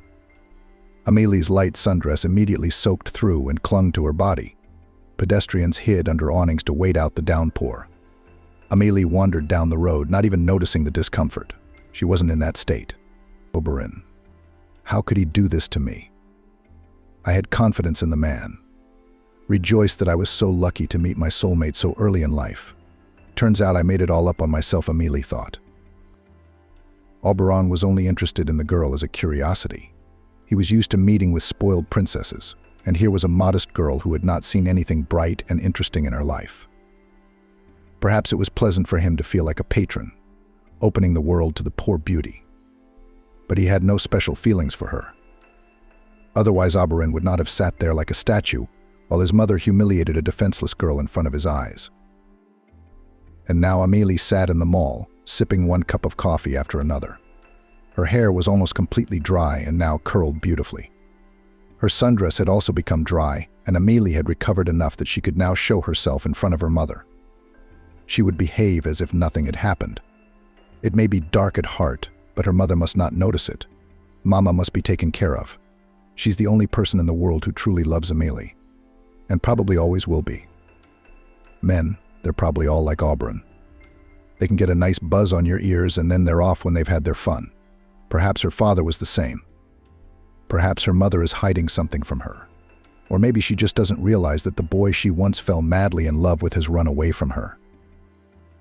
Amelie came home and went straight to the bathroom. Did you get caught in the rain? Asked her mother, who was lying in the bedroom holding her heart. Yes, I'm soaked through, she smiled nonchalantly. I want to take a hot shower so I don't get sick. I'll make you some tea. No, you lie down and rest. I'll do it myself, Amelie replied. In the shower, Amelie cried some more. Tears this time brought relief. The bad emotions went away with them. Amelie tried very hard to behave as if nothing had happened. But her mother noticed the change in her daughter. It was impossible to hide anything from her attentive gaze. Have you quarreled with your Oberyn? Mama asked. How did you realize it? Amelie was surprised. First of all, you don't go out anymore. It's hard not to notice. And secondly, your eyes have been very sad lately. We broke up, Amelie nodded. He turned out to be a regular mama's boy. It's a good thing I caught it in time. He didn't hurt you. No, not at all. I just saw that he was a mama's boy. I don't want to be around that kind of guy. Yeah, well, I was upset, of course, disappointed. But it's okay now. That Oberyn I fell in love with, he didn't even exist, you know. I just made him up. That's what I'm sad about. But I'll be smarter from now on. Amelie smiled broadly, showing her mother that she was doing well. Although, of course, the girl was still in pain. Her dreams of a happy life next to the man she loved had been shattered. Amelie still longingly remembered that former Oberyn, who existed in her imagination before that meeting in the restaurant. She thought she had met the perfect man. and then suddenly it turned out that such a man probably didn't exist at all. It hurt so much. Oberon's parents, especially his mother, had humiliated her, not hesitating to express themselves and not caring a bit about her feelings. If Oberon had at least tried to protect his girlfriend, to support her, Amélie wouldn't feel so devastated now. But alas. Amélie tried to live her old life, working, going out with her friends, reading a lot to distract herself. She was now constantly cleaning the apartment. The house shone with cleanliness, but the soul did not become clear and clean. And then there was that long-awaited appointment with Professor Walshian. We went to the clinic with my mother. The professor turned out to be a tall, thin old man with shrewd blue eyes. He carefully familiarized himself with the history of the heavy patient. He did not say anything, but ordered some additional tests. All the necessary procedures were carried out in the same clinic quickly, promptly, without cues. The professor himself took Amélie's mother around the rooms. The girl rejoiced, "Wow, what an attentive attitude." In the local clinic, this was not even close. As it turned out, the professor was in a hurry for a reason. He, as an experienced physician, immediately realized that the case is bad. The situation is critical. After all the examinations, the trio returned to the office. The professor was ready to pronounce his verdict. "Well, I have nothing to please you," he waved his hands. "I can't even believe that this is the result of the examination of such a young woman. The heart is worn out. It barely works. Medication won't help. We have to operate." Amélie clutched her mother's hand, who was listening attentively to the doctor's every word while remaining calm. "The operation should have been done a long time ago. I don't understand how your doctor could let the situation get so bad." The professor sounded clearly annoyed. "You can even try to sue him. But that's after. Now the main thing is the operation." And then the professor told the details of the upcoming operation. It was complicated, very complicated. Not every cardiac surgeon would do it for a patient in this condition. It is necessary treatment in New York, and this is travel, accommodation, payment of expensive medicines. And the operation itself cost a fabulous amount of money. When the professor announced the amount, Amélie shuddered. She and her mother simply have nowhere to get such a sum, except to sell the apartment and to be on the street.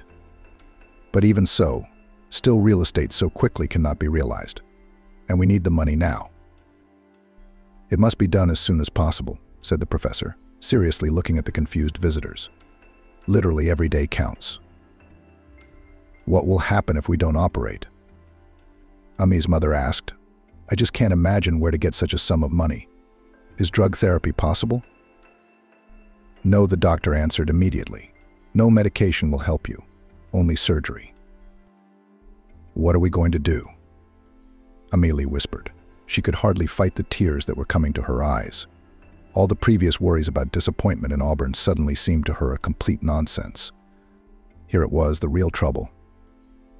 "And what to do about it, I don't know." "Try to apply to a charitable foundation," advised the professor. "They open collections for treatment. They help many people." The doctor ran his fingers over the keyboard in search of the necessary folder. He found what he was looking for and printed out a sheet with a list of charitable foundations. "We'll find the money. We'll make it work," Amélie told her mother in a confident tone. Every free minute the girl now monitored vacancies.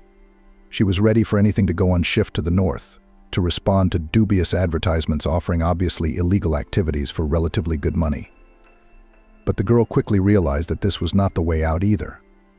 Until she gets a job, until she works for a couple of months to be able to apply for a loan, precious time will be lost. And she would not get into trouble herself, not to run into scammers. Most of the ads that promise golden mountains look too suspicious. And if something happens to her, how will mom survive it? Who would help her? Amélie was desperate. She sobbed every day out of helplessness, secretly from her mother. She, on the other hand, seemed surprisingly calm. She seemed to accept her fate and did not even try to do anything, realizing that it was useless. One day Amélie took the desperate step of turning to someone who had no one else to turn to. So she dialed Oberon. Yes, they hadn't communicated all this time. Oberon hadn't called, hadn't written, hadn't even tried to apologize for his behavior at the restaurant. It seemed that he was quite satisfied with the fact that Amélie herself evaporated from his life, less problems, a mountain off his shoulders. After everything that had happened, The girl despised Oberon, considered him a mama's boy. Even his very name irritated her. She deleted all the photos of them together so that she wouldn't accidentally stumble upon them in her phone. Those pictures hurt her over and over again. She was so happy in them, so in love. And she had no idea what lay ahead of her. But anyway, only Oberon could help her. He's wealthy, he doesn't count money. Perhaps he would lend her the necessary amount, even with interest, just to get the money for her mother's operation as soon as possible. Amelie will never get such a loan, her solvency is too low, but she will try to work wherever she can, as soon as possible to pay off the debt. Amelie is not afraid of work. Here's a list of funds that really help, not scams, he said. Amelie grasped the list like a drowning man grasping at straws. On the way home, mother and daughter were silent. Each was thinking about something else. The woman was making a difficult choice for herself to fight or leave everything as it was, because the forces in this battle were too unequal. Amelie was frantically searching for a way out. She saw no other way but to fight for her mother's life to the last. When she got home, the first thing the girl did was to call every charity on the list. Amelie hoped they would help. She was sure of it, but no one wanted to help. Amelie got different answers to her appeal. Someone immediately said that they specialize only in sick children, as if adults do not get into difficult situations or less want to live. There were also inexplicable refusals without a clear explanation of the reasons. And only in one place Amelie was explained the essence. You see, the woman who answered the phone explained in a guilty voice, "Your situation is not too spectacular. Everyone feels sorry for little children and transfers money to them. Well, they also help fathers and mothers of the kids so that the kids don't remain orphans, especially mothers. You have a woman, your mom, an adult, working. Her daughter's all grown up. So no one's going to the orphanage, if anything. There's almost no chance that they will respond to the request." Amelie was grateful to her interlocutor for this hard, but the truth. At least now it is clear why all the foundations refuse them. It means that it is necessary to look for other ways out of the difficult situation. Relying on funds is only a waste of time. "Let's put the apartment for sale," suggested the girl. "Cheaper, so that sooner a buyer will be found." "What are you?" sighed the woman. "The operation, it is not known whether it will help or not. And you, if anything, without your corner will be left. And how will you live?" "No, let things go as they are." "No?" Amelie exclaimed. "No, don't even think about it." Aliena felt the prospect of losing her mother frighten her to the point of convulsion. Sure, it wasn't easy to dial Oberon's number, but it was for her mother's sake. If it hadn't been for her illness, Amelie would certainly never have contacted her failed fiancé. Oberon answered at once. His voice sounded a little surprised, but there was no guilt or remorse in it. Oberon spoke to Amelie as if nothing had happened, as if a former classmate had suddenly called him. "Hello, how are you?" the guy asked politely. "Not so good," Amelie admitted. "I hope you're not going to start telling me about your upset feelings now. I just don't like that kind of thing. What was is what was. It's over and done with. We move on." "It's not about upset feelings," Amelie sighed. "You see, my mom, she's very sick. I told you, remember? Her heart." "I remember something like that." "So what's the next step?" "Well, the next thing is she needs surgery or she's going to die." "I'm sorry. It's sad.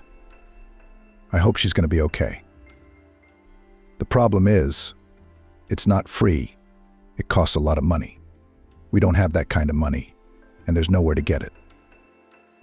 I see Oberon grinned. "Wow. My mother is a visionary.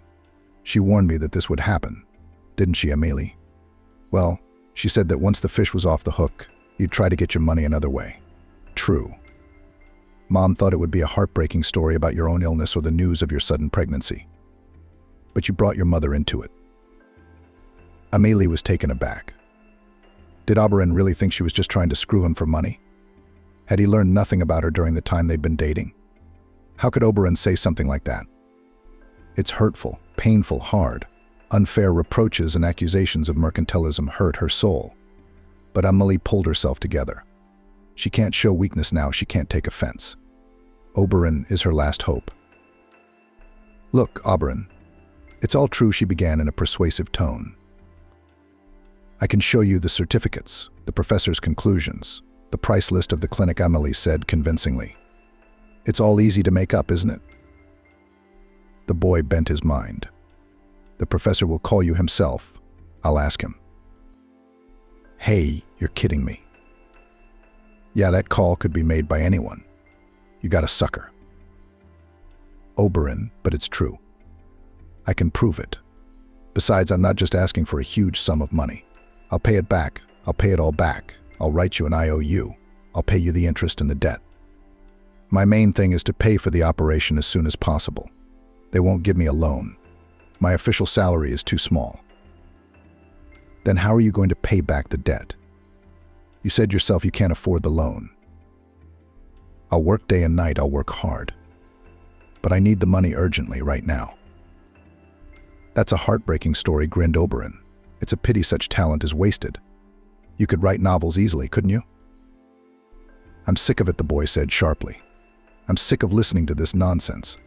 And at first I still felt guilty that everything turned out this way. You seemed to me a naive and sincere girl, and now I see that my mother was right. She accurately predicted your behavior. That's it. Don't call me again." The phone rang with short beeps. Amelie dialed Oberon's number again and again. She just couldn't convey to him the seriousness of the situation. She should explain it better. He would understand. But Oberon seemed to have blocked her number. That's all. Her last hope evaporated like dew on a hot summer's day. Amelie had no idea who else to turn to. Oberon had trampled and humiliated her again. He's made it clear that he thinks her ex is a fraud. He won't even talk to her. How could he? Tears spurted from the girl's eyes. She couldn't, and didn't want to hold them back. How often had she been crying lately? Amelie was outside, right at the bus stop. Good thing there were no other people around, but what did it matter? Amelie slumped helplessly on the bench, wrapping her arms around herself. She shuddered, her whole body shaking violently. Amelie could do nothing about the condition. It must have been hysteria. She was tired of fighting, tired of knocking on every door and getting rejected everywhere. And then there was Oberon. She had to turn to the man who had once trampled and humiliated her. And he did it again. But most importantly, Amelie was never able to help her mother. Seeing life slowly leaving a loved one day by day was unbearable. Her mother was weakening before her eyes. She didn't even go to work anymore, sitting on endless sick leave. The boss threatened to fire the woman. Who needs such an employee? And what a job. Amelie's mother could hardly move around the house, and she was still so young. And Amelie, a grown-up daughter, can't help her own mother. If it wasn't for her, Mom would be feeling much better now. Vaughn and the professor also said that pregnancy and childbirth finally undermined the woman's health. Large tears ran down the girl's cheeks, and her sobs made it hard to breathe. Amelie could not pull herself together. And then a car stopped right in front of her. It stopped and stopped. No big deal. Maybe it was just a ride to the stop. It happens. Amelie tried her best to calm down so as not to scare people. Yes, somewhere the glass opposite the driver's seat slowly rolled down. Amelie met her gaze with attentive gray eyes. It was a young man, a little older than she looked. He was looking at the girl with undisguised interest. She kept sobbing, unable to calm down. "And I told you there was something wrong with her." I noticed it from afar, came an elderly voice from the back seat. The man turned to the invisible passenger and nodded absent-mindedly, then turned to Amelie. "Young lady, what's wrong with you? Do you need help?" No, Amelie objected. She suddenly felt ashamed that she was sitting there crying in front of everyone. People were stopping because of her. Amelie couldn't help it. It must have been hysteria. She was tired of fighting, tired of knocking on every door and getting rejected. And then there was Oberon. She had to turn to the man who had once trampled and humiliated her. And he did it again. But most importantly, Amelie was never able to help her mother. Seeing life slowly leaving a loved one day by day was unbearable. Her mother was weakening before her eyes. She didn't even go to work anymore, sitting on endless sick leave. The boss threatened to fire the woman. Who needs such an employee? And what a job. Amélie's mother could hardly move around the house, and she was still so young. And Amélie, a grown-up daughter, can't help her own mother.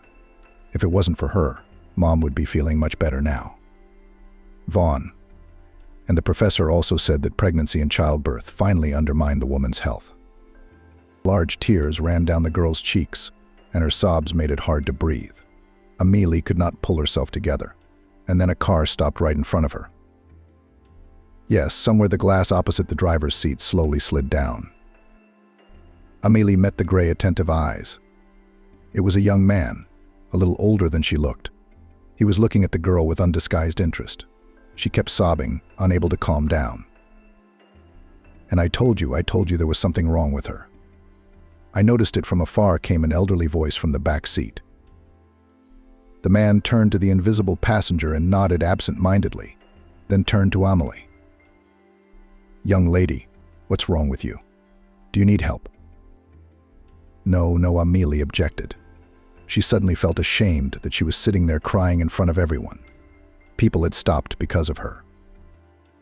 They were going somewhere on their own. Maybe they were in a hurry, the man continued. "No, don't be embarrassed if someone has offended you or something has happened." Then the back door of the car opened and an old woman stepped out. A light pantsuit, gray hair arranged in an elegant bundle. This old woman bore little resemblance to the old lady in the handkerchief on the trolleybus who couldn't find the fare, and yet it was her. Amélie recognized her. "What a coincidence," smiled the old woman. "It's not a small town. What were the chances of them meeting again? And yet they did."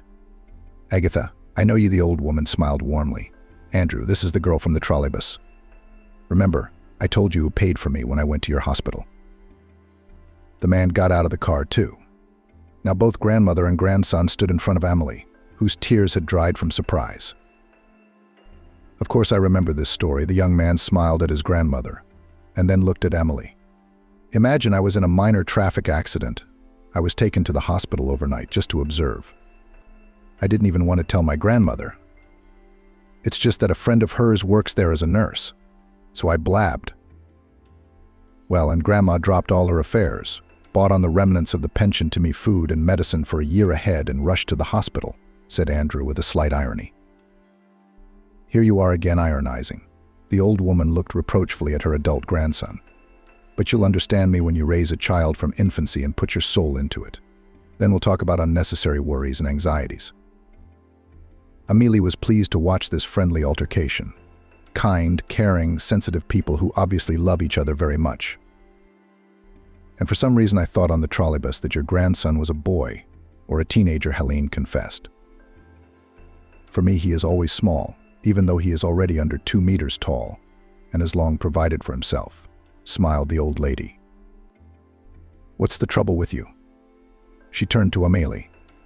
"Honey, you do not be shy. Tell me. You're a kind girl. You help me then. You are not indifferent. Maybe we can do something to help you." Amélie sighed.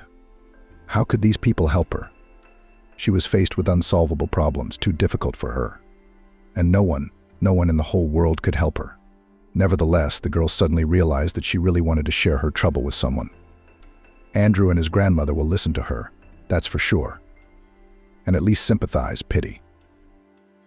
Amélie suddenly realized that all the time she had been hiding her worries from others. Even with her mother, she could not share her innermost feelings, because she had a heart condition, and she should not worry. And here they are, potential listeners, sitting next to each other, asking to open their souls. And that's exactly what Amélie needs right now. "So how will you finally tell me what happened to you?" the old lady asked again. "And you do not hurry," said Amélie. "My story is not too short." "We are in no hurry," the grandmother and grandson said together.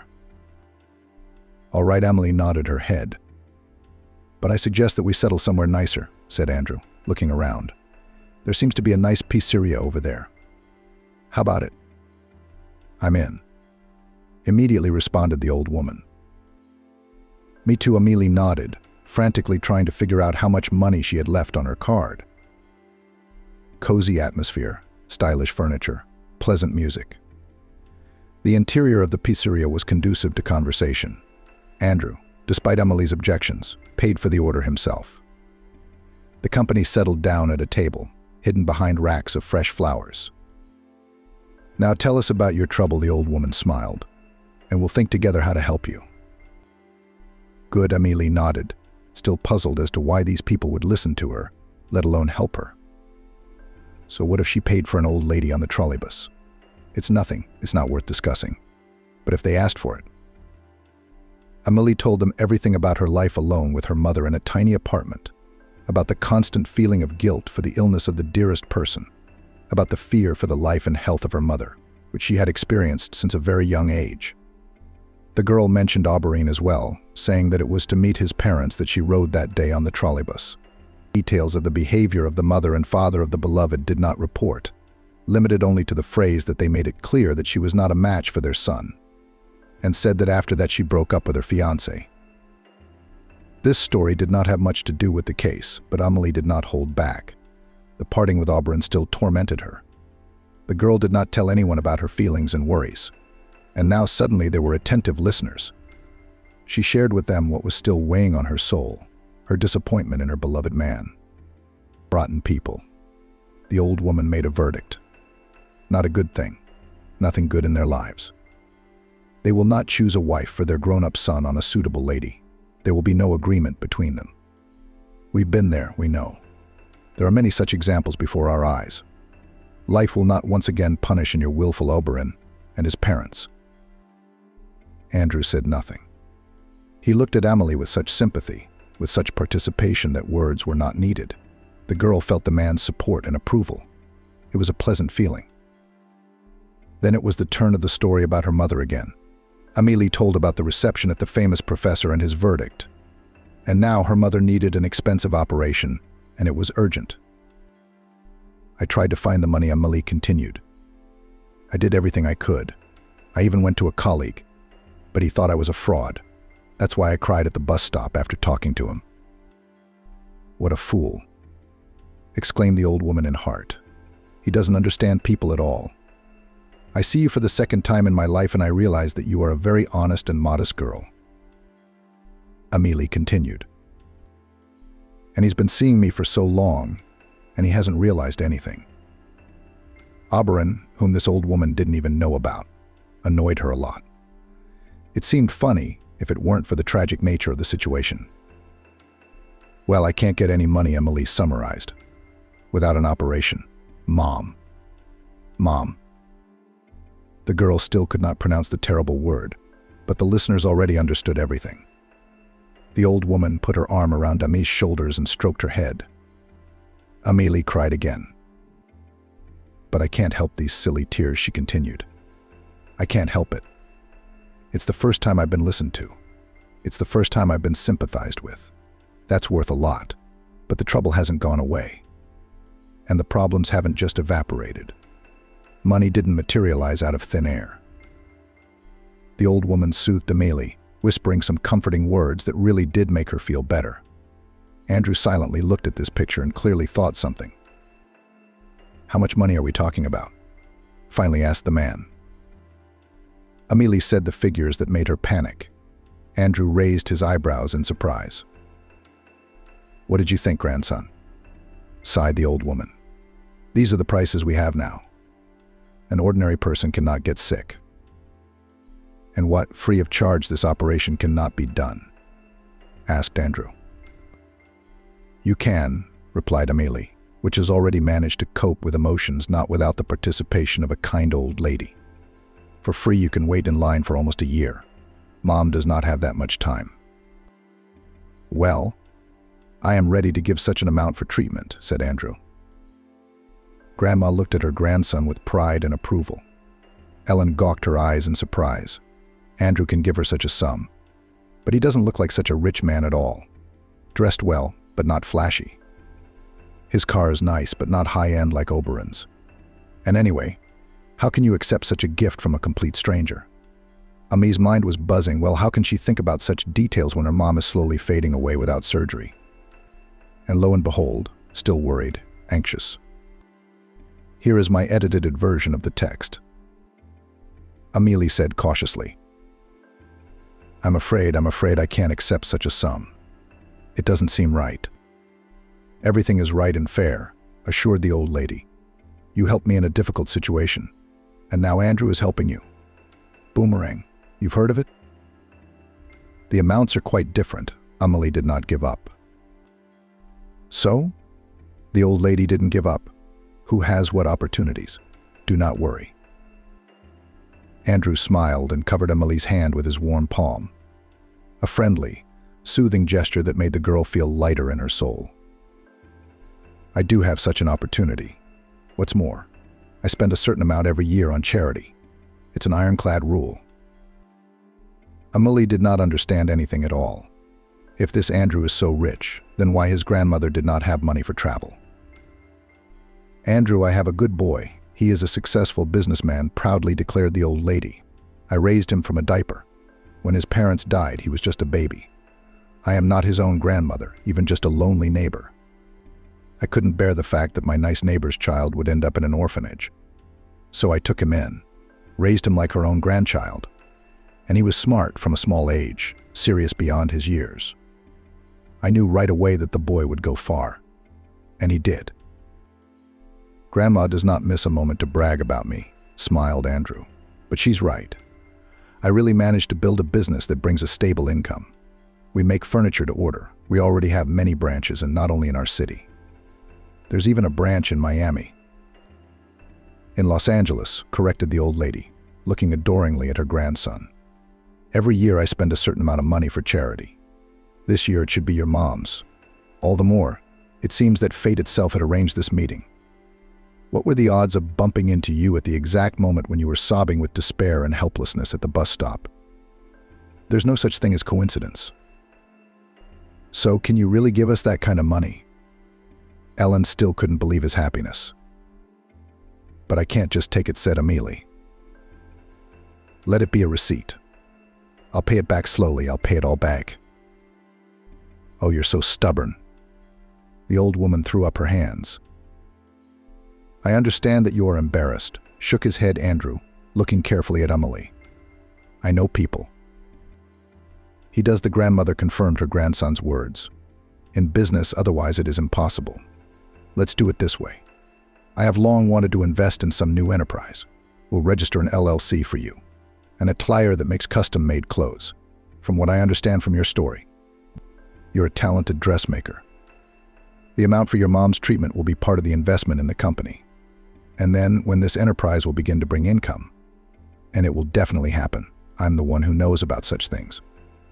You will gradually and give me this money as part of the profit due to the investor. I hope I've made myself clear?"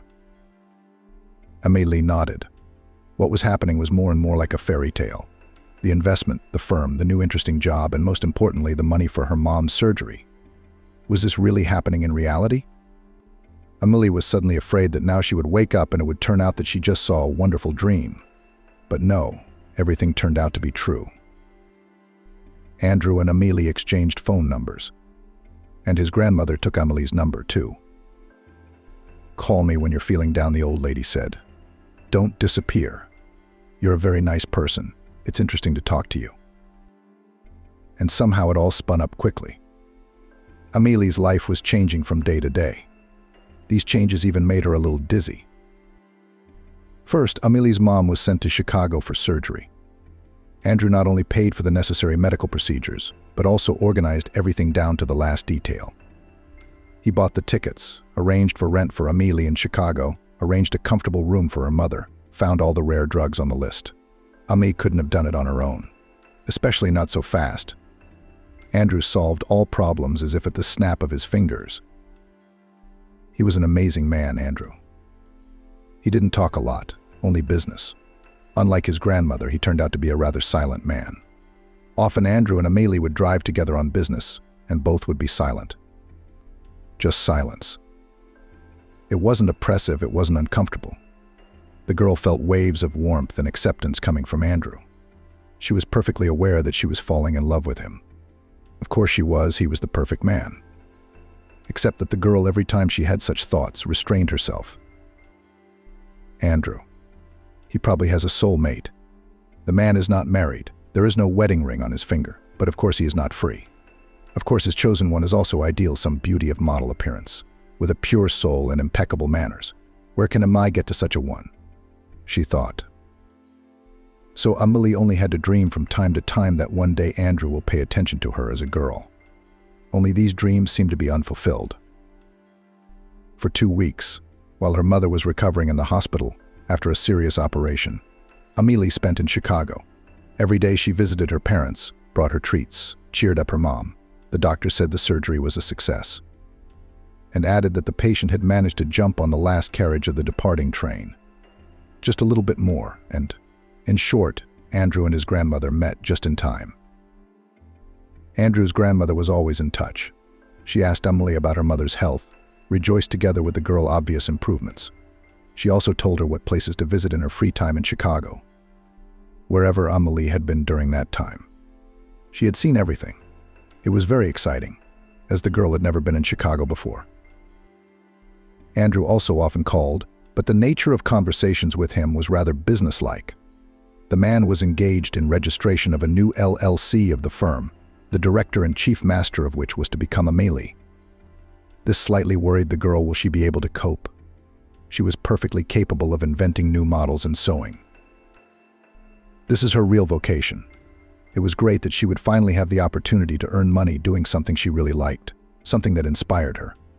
The girl had long felt that she was burying her talent in the ground, working in an attire as a simple dressmaker. Fitting things to the figure is quite different from sewing outfits to order. That's where the imagination runs wild. But now you have to get into the paperwork. Amelie will be the director and co-owner of the firm. She'll be fine. The main thing is that Mom was saved. Now Amelie will do everything to make the firm flourish, and Andrew did not regret his decision. She will give him the entire amount, even more. As time passed, Mom got stronger and was discharged. Mother and daughter returned home, full of plans and hopes for a new life. Mom went back to work. Now she didn't need to take sick day after sick day. She looked like a young, healthy, energetic woman again. Amelie, on the other hand, had plunged headlong into her new firm. The work was addictive, inspiring, and joyful. The girl could not be happy with what she was doing now. Andrew helped her with documents and legal issues. He did not even need to ask. He was like some kind of inner instinct, felt when and where there are problems, and solved them easily and playfully, as he always did. Amelie struggled with herself, trying not to betray her feelings for Andrew. He saved her in a difficult and seemingly hopeless situation. Of course, the role of savior and caused in Amelie romantic feelings. But did Andrew need it? Hardly. He is just a good man who could not pass by the offended Amelie, giving money at the bus stop, thought the girl, especially since he had the means to help her. And he's also a businessman who decided to try a new project in a tire where they sew custom-made clothes. This is a potential source of good profit. That's why the man got involved. That's all. Andrew was serious, silent, even a little sullen. Looking at him, it was hard to imagine how kind and sensitive he was. With his subordinates, he spoke sometimes harshly and aloofly, especially not getting close to anyone. One day he told Amelie about his life. It happened one evening, when they sat up late for a report. Andrew had lost his parents at an early age in a fire in the wooden house where they all lived together. The fire had started. A vigilant neighbor, the same old lady from the bus, called the fire department in time. They arrived quickly, but the wooden building burst into flames like a matchbox. By the time they arrived, it had burned to the ground. Andrew was lucky, then his mother put him to sleep in a stroller in the yard in the fresh air. Meanwhile, she herself was doing things in the kitchen, which was immediately cut off from the exit by fire. Father was repairing the attic and didn't get out either. The house was old. The wiring should have been replaced a long time ago, and the windows had bars left by the previous owners. Andrew's parents were trapped, but he himself was unharmed. The boy was taken in by the very neighbor who raised the alarm. She loved Andrew's parents. More than once she told the boy that they were very good and hard-working guys. Both from orphanages, both smart and focused on success. They would have achieved a lot in life, if not for the damn fire, complained sometimes guardian Andrew. You have to live for 3 and realize all the plans and hopes of your parents. And Andrew tried, Tried very hard to be the kind of man that his mother and father would be proud of. He always studied well. Study was given to him easily. There was time for walks and for extra classes. The boy early demonstrated that his hands grow from where they should. Even in childhood, Andrew himself learned to make simple furniture. And when he was only 11 years old, he and a couple of friends went to the bypass road to sell what he had made himself. The chairs and tables quickly sold out. People bought simple furniture for the garden, for the cottage. Andrew then even received the first orders. Slowly, little by little, established his business. Andrew opened his own production. By the end of school, he already had his own company with hired workers, regular suppliers, and buyers. Everything as it should be, but unofficially, because Andrew remained a minor. But the money he got quite real. Then the guy easily entered the local economic university. He specifically chose such a direction to know how to properly and officially conduct their business. Well, at one point I decided to legalize my mini firm, smiled Andrew, remembering those times. It worked. Furthermore, we grew, developed, opened branches, and now I own my own mini empire. After this story, Amelie had even more respect for Andrew. What a man. He himself rose from the bottom, went all the way from homemade furniture to a network of furniture production. That's great. Amelie's feelings for Andrew did not fade. On the contrary, they flared up day by day.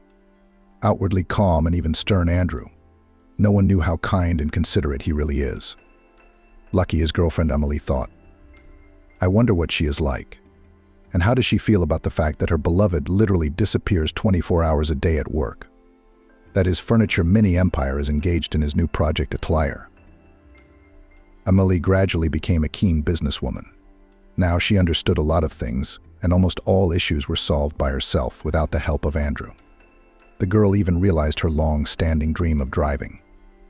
She passed the license and bought a new car in the salon. Not expensive foreign car, but quite a good and reliable car. Amelie was a very careful driver, but unfortunately not everything depends on a single road user. Racers and daredevils are not cancelled. There are plenty of them everywhere. One day Amelie was caught up with such a rule breaker. It happened right at an intersection. The airbag didn't deploy for some reason. Amelie hit her head on the steering wheel, no harm done, but she cut her forehead.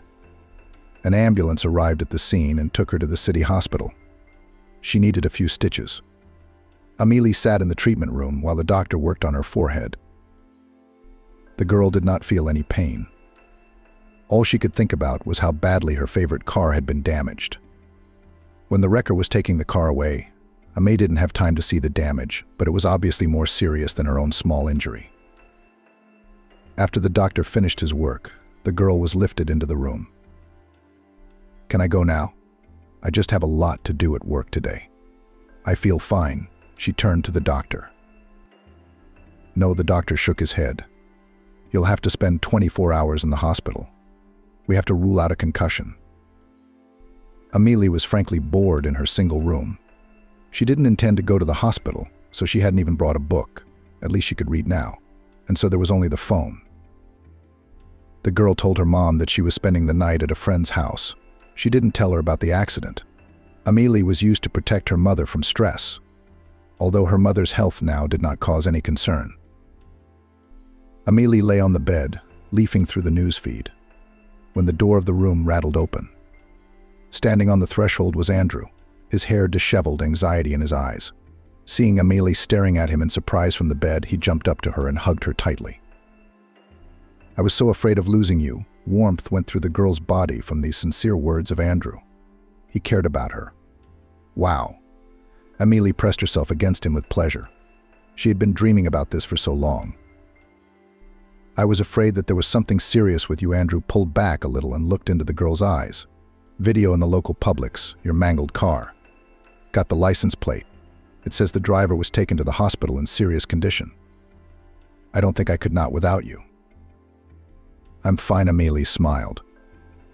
It was exaggerated on purpose to make it more interesting for people to read. It's just a scratch on my forehead. The doctor put in a couple of stitches. That's nothing. Andrew smiled back. Well, now it seems there's no point in hiding it, he said. I didn't tell you anything, because you were, well, kind of dependent on me. I didn't want to embarrass you, Andrew admitted. I myself do not know at what point I have feelings for you. Maybe when you told us about your trouble at the pizzeria? Or maybe when we organized your mother's treatment together with Auburn.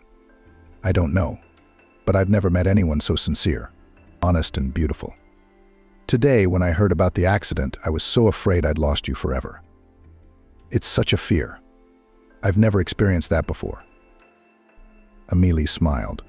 She will find the words to tell Andrew how she feels, but a little later. Surely he himself can see everything in her eyes. Andrew is smart, and he has a keen sense of people. Well, now you are in the same situation as your grandmother once, Amelie smiled. Remember, she said at the bus stop that someday you would understand her, that you would realize how scared you were for your loved ones. And that's what happened. And it's true, and Andrew's eyes lit up a cheerful light. The situation is very similar. Grandma, as always, was right, and so in everything. A teacher rescued an orphan boy, and a short time later found herself on the street. Pete leaned back in his chair and closed his eyes. He stayed late at the office, reviewing reports on the financial status of his restaurants.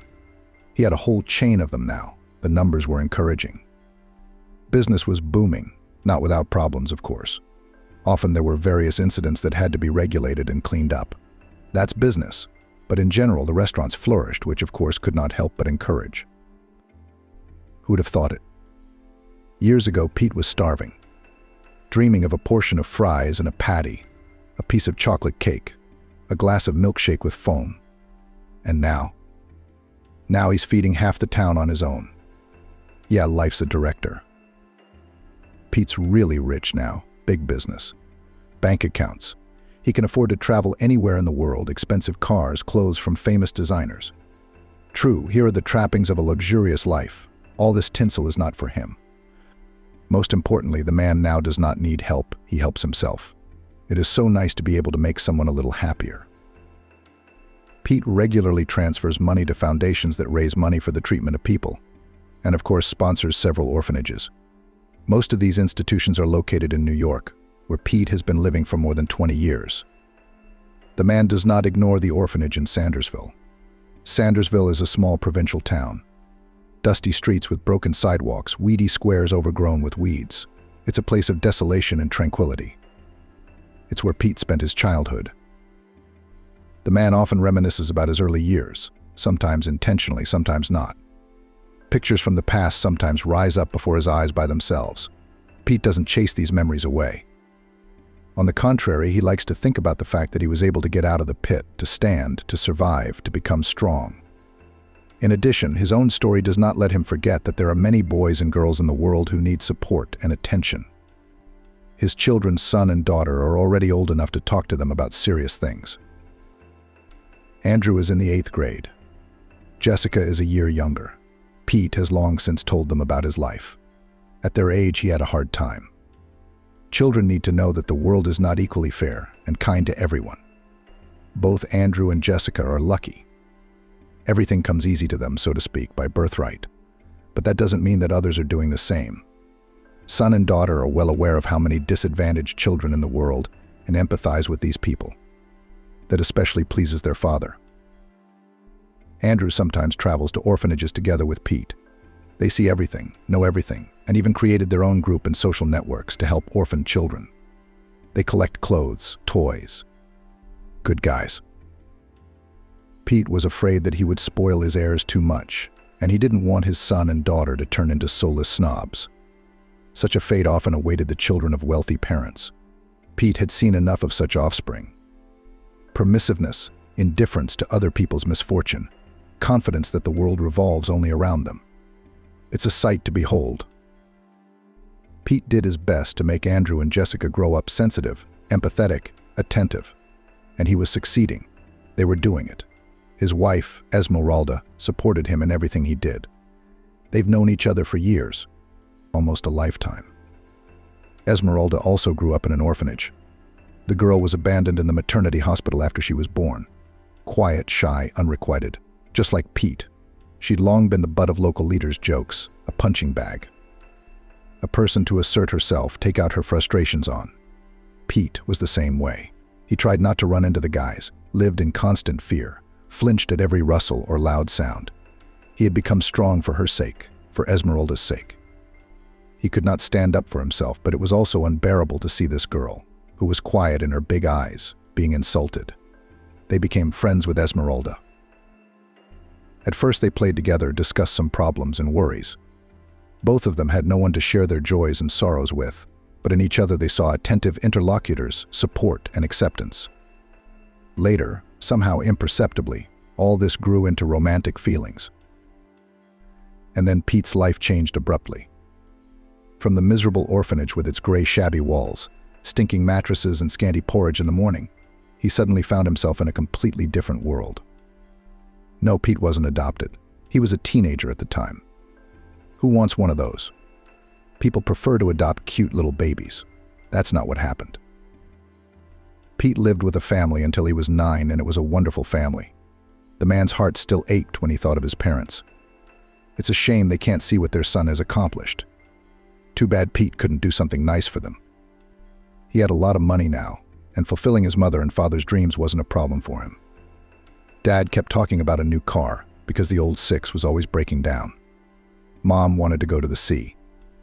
She had been to the resort only once and now dreamed of repeating this trip. Except that they'd been gone for over 30 years. Pete and his family didn't live poorly, but they were never poor. They had a clean, cozy one-bedroom apartment in which the young heir was allocated a whole room. There was an old car. On it my father took the whole family to the river, then in the woods. These were wonderful trips, even if not to the sea. Pete never went hungry. Yes, sometimes there was not enough money for candy or ice cream, but there was always a pot of borscht or goulash in the refrigerator. Mom worked as a painter. Dad worked at the factory and the shop. There was enough money to live on. We didn't live poorly, but we weren't poor. Pete didn't think about such things at all then. He enjoyed life, a quiet, sunny childhood, socializing with his parents and friends. His mother and father never quarreled. At least Pete didn't remember that. They never raised their voices at their son either, even if he did something wrong. His parents always talked to Pete like an adult, always explained the consequences of his behavior, told him what excessive carelessness could lead to. Pete, in turn, tried not to upset them. He studied well and did not bully. Attitude is more important than anything else in this world, his father had said many times. We have no one else, only us. And that's why it's important for us to protect each other. Pete liked those conversations. He saw their family as a close-knit team. Mom, Dad, Pete, they were each other's rock. It was wonderful to have that kind of support behind him. Pete learned that both his parents had grown up in an orphanage. Sometimes one of them would tell stories about those years. Pete listened to these stories with his mouth open. Mom and Dad's childhood was very different from his own. Different teachers, angry children, a life of starvation. And no one, absolutely no one, cared about these boys and girls. Pete was glad that he lived with loving and understanding parents. Then the boy could not imagine that one day he himself would end up in an orphanage. He could not have dreamed of such a thing. He has a mom and dad, they love him very much. And for complete happiness he lacked grandparents. Many friends had them, and it's great to drink tea with grandmother's cakes, to go fishing with his grandfather. But what can you do? That's life. But his parents are the best. Pete remembered that warm summer day forever. He still sometimes dreamed of flying on his scooter into his hometown yard through the archway. The cool gloom was replaced by bright sunlight and heat. The smell of heated grass hits his nose. Next to me is Lexi, a loyal friend and comrade. They've been sitting at the same desk since first grade. Lexi laughs, talking about something. And Pete. He immediately notices the crowd of neighbors outside his driveway, and his tiny heart clenches with misgivings. Pete still could not understand how he, 9 years old, at first sight then guessed that his parents are in trouble. The boy suddenly wanted to see his mom or dad. Right now, as it usually happens, they would dispel his fears. But his parents had gone to the village in the morning to buy meat. They often visited the local collective farm. The products there were fresh, real, useful. That's what Mom said. Pete often went with them, and he loved these mini vacations. Sitting in the back seat, looking at the road, and there were all fields and hills. It's picturesque. Mother and father are quietly talking about something, making plans. It's nice, peaceful. There's a lot of interesting things in the village itself. Even the smell is different there. Mom always wrinkles her nose, says, "It smells like manure, but Pete likes it for some reason." There are a lot of animals in the village: horses, cows, and goats. It's a common thing for the local kids. And Pete always looked at these animals, opening his eyes in amazement. But that day, the boy stayed home. Lexi suggested scooters at the new park. There are special paths and a fountain recently opened. How could he resist? The parents didn't mind. They always took their son's opinion into account, even when he was a baby. "All right, stay home, if you want," Mom said with a smile and brushed Pete's hair back. "We'll bring you something good to eat," Dad promised, sitting down in the driver's seat. Pete nodded happily. He and Lexi saw their parents off together, standing in the driveway, and of course at the time he couldn't even think about seeing them for the last time. The boy waved goodbye to them, and then headed off with his friend to adventure. It was a wonderful day. Pete and Lexi had a lot of fun riding on the new paths, getting to know the local kids. Splashing in the fountain, their friends had time to climb trees, play with a stray dog, and chase pigeons. It was fun. Summer vacation is the best time. So it was until the moment that divided the boy's life into before and after. The change began at the moment when Pete noticed the neighbors in his driveway. These people, familiar from his earliest childhood, looked anxious, worried, confused. They were discussing something. Lexi hadn't noticed them yet. She kept telling Pete a joke, but he wasn't listening. The boy's attention was on the neighbors. He desperately wanted to see his mom or dad among them. They should have been back by now.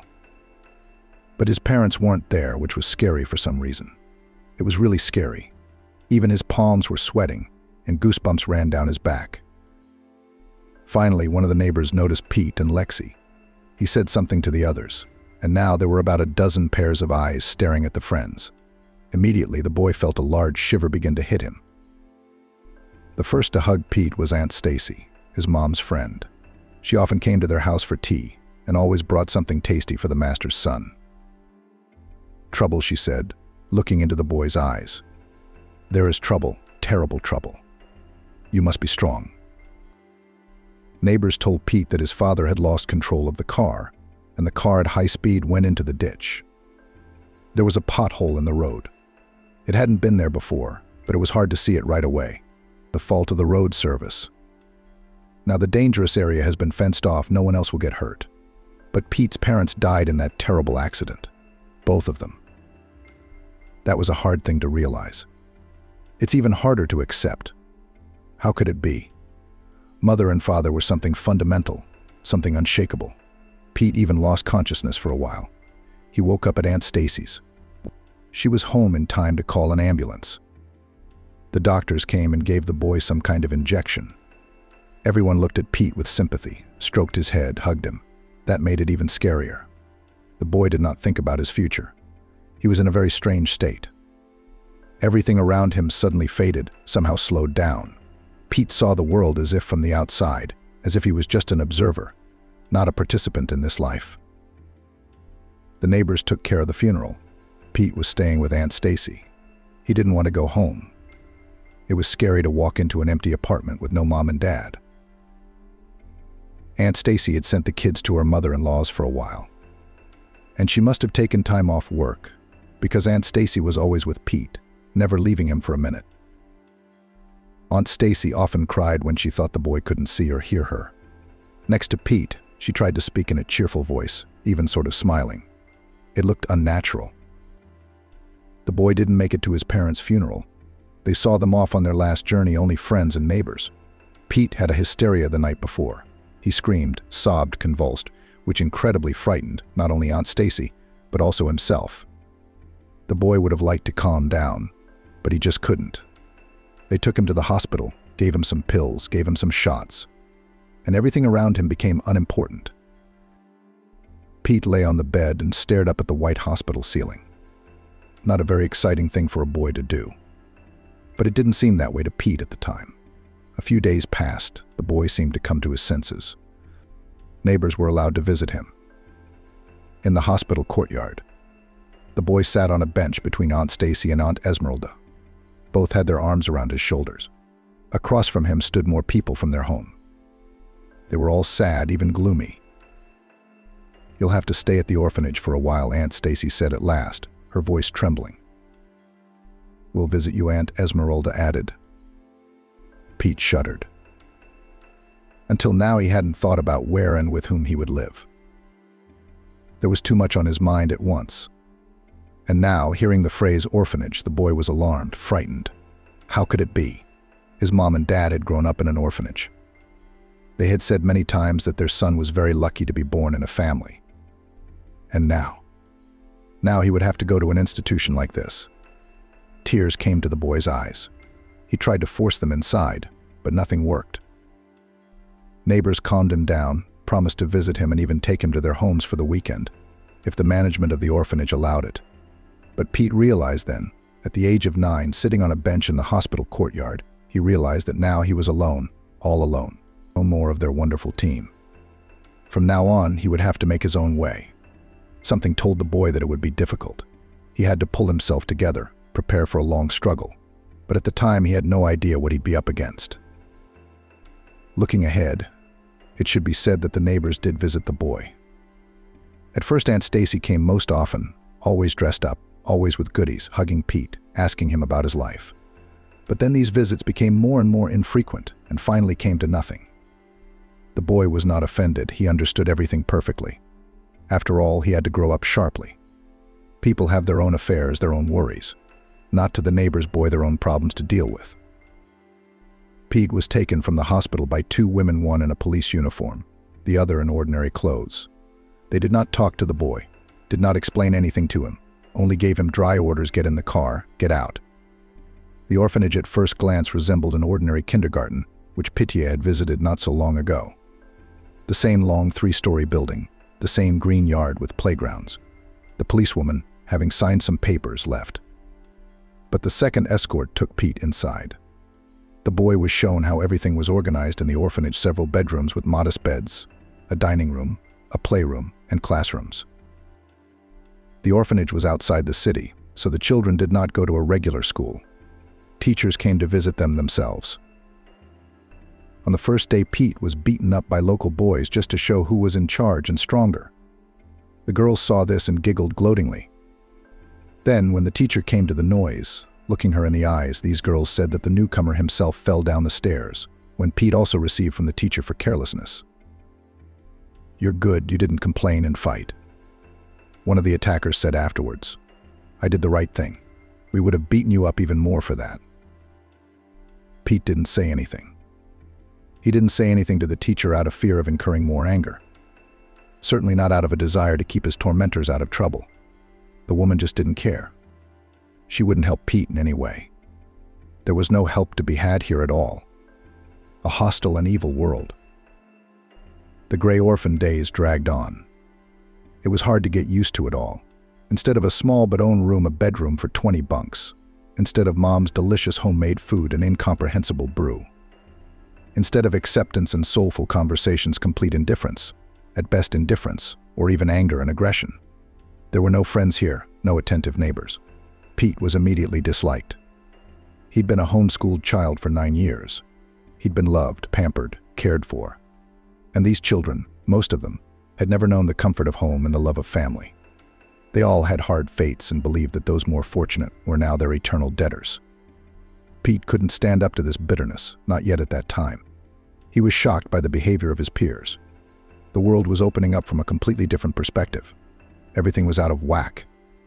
He had to adapt. Pete was often beaten, and it was impossible to predict what would come next time. The boy tried to stay out of sight of his abusers. But how can you do that if you have to sleep in the same bedroom with them every night? Pete was doused with water, tripped over, called names, insulted, spit on, thrown things at, and had to endure it all. Pete tried to make friends with these kids. Not that he liked them, not at all. He just wanted to make his life a little more peaceful and pleasant. But it wasn't working. He and these guys, they were like different species. They had no common ground, no common themes. The boys from the orphanage were bitter and understood only the language of force. They were very different from Pete's friends, like Tom or Jake. Pete realized later that life had made them like that. As an adult, strong and wealthy, he began to help orphanages. If the underprivileged boys and girls realized that at least someone cared, if they saw help, kindness, sympathy, maybe some of them would think that the world is not only aggression and anger. Pete really wanted to hope so. The man was glad that since the time of his childhood, many things in orphanages had become different. And when the favorite happy child had to adapt to a new life in an accelerated mode, schooling had begun. With surprise and annoyance, Pete realized that the lessons here are purely formal. The level of preparation of his classmates was incredibly low. Of course, Pete, who had always studied well, showed his abilities on the first day of school. It didn't happen on purpose. His classmates could not cope with the simplest tasks. They could barely read. Pete was very praised by the teacher. Finally, a smart student, it's a pleasure to work with him, rejoiced Annie Smith. Pete smiled. He liked that he was finally noticed, that they were saying good things about him. But that very evening he was noticed by a crowd of boys in the backyard. The girls, as always, watched from a distant distance and silently approved. "Here's to you, upstart," said the boys. "You think you're the smartest? Don't show off." Pete was hurt, offended, scared. But he learned his lesson well. He didn't shine his knowledge in class anymore. He kept quiet. He made mistakes on his tests on purpose, just so he wouldn't be praised anymore, just so he wouldn't stand out, just so he wouldn't stand out. Esmeralda was Pete's classmate. She didn't belong to any group of girls, and was friends only with the same quiet girls she was. These girls were often the objects of cruel jokes from their peers. The boys didn't touch them, usually preferring to deal with their own. But Pete quickly realized that girls could sometimes be even more cruel than boys. They made up insults for Esmeralda and her friends that would make people's ears perk up. They also spoiled their belongings, made them take their place on duty, and took away the treats the children were occasionally given in the dining hall. Sometimes there were scuffles with girls in the yard with bites, torn hair, and broken noses. The educators looked the other way. They preferred not to delve into children's conflicts, separated and punished everyone. But some teenagers were simply feared by adults, who knew about these children's past and guessed what they were capable of. It was easier for them to lock quiet Esmeralda in a closet for 24 hours than to deal with those who bullied. Pete had been locked up in that closet more than once for nothing, if that's what it took. But he even liked it there, quiet, dark, calm, no one yanking him around, calling him to get out, calling him names. Just sit there and think. One bad thing, hunger quickly began to pester the growing body. Life in the orphanage was half-starved as it was, and then there was punishment. But Pete eventually got used to it. As the years passed, Pete and Esmeralda had already become firm friends, already even began to show between them romantic feelings. The homeboy had changed. He became stronger, more resilient, learned to fight back. And it was all thanks to Esmeralda. It was unbearable to watch a crowd of girls bullying her. Then in the corner she is squeezed and start pinching. Then forced to duty in the kitchen every day. Then she has to wash their socks in the bathroom, a whole mountain of socks. But he couldn't take it. Pete saw the girls kicking the unrequited Esmeralda again one day, and he stood up for her. He knew exactly what he was doing. The girls were taken aback at first, and then they started laughing. Not laughing. One of them, the strongest and toughest, pushed Pete against the wall. The blow was hard enough, but the boy stood his ground and pushed her back. Actually, of course, you can't hit girls. Pete had learned that in his past life when he was in kindergarten. But in front of him now was not a girl, but a monster, unpleasant, angry, and ruthless. The girls, accustomed to resolving conflicts by swearing and fighting, pounced on Pete.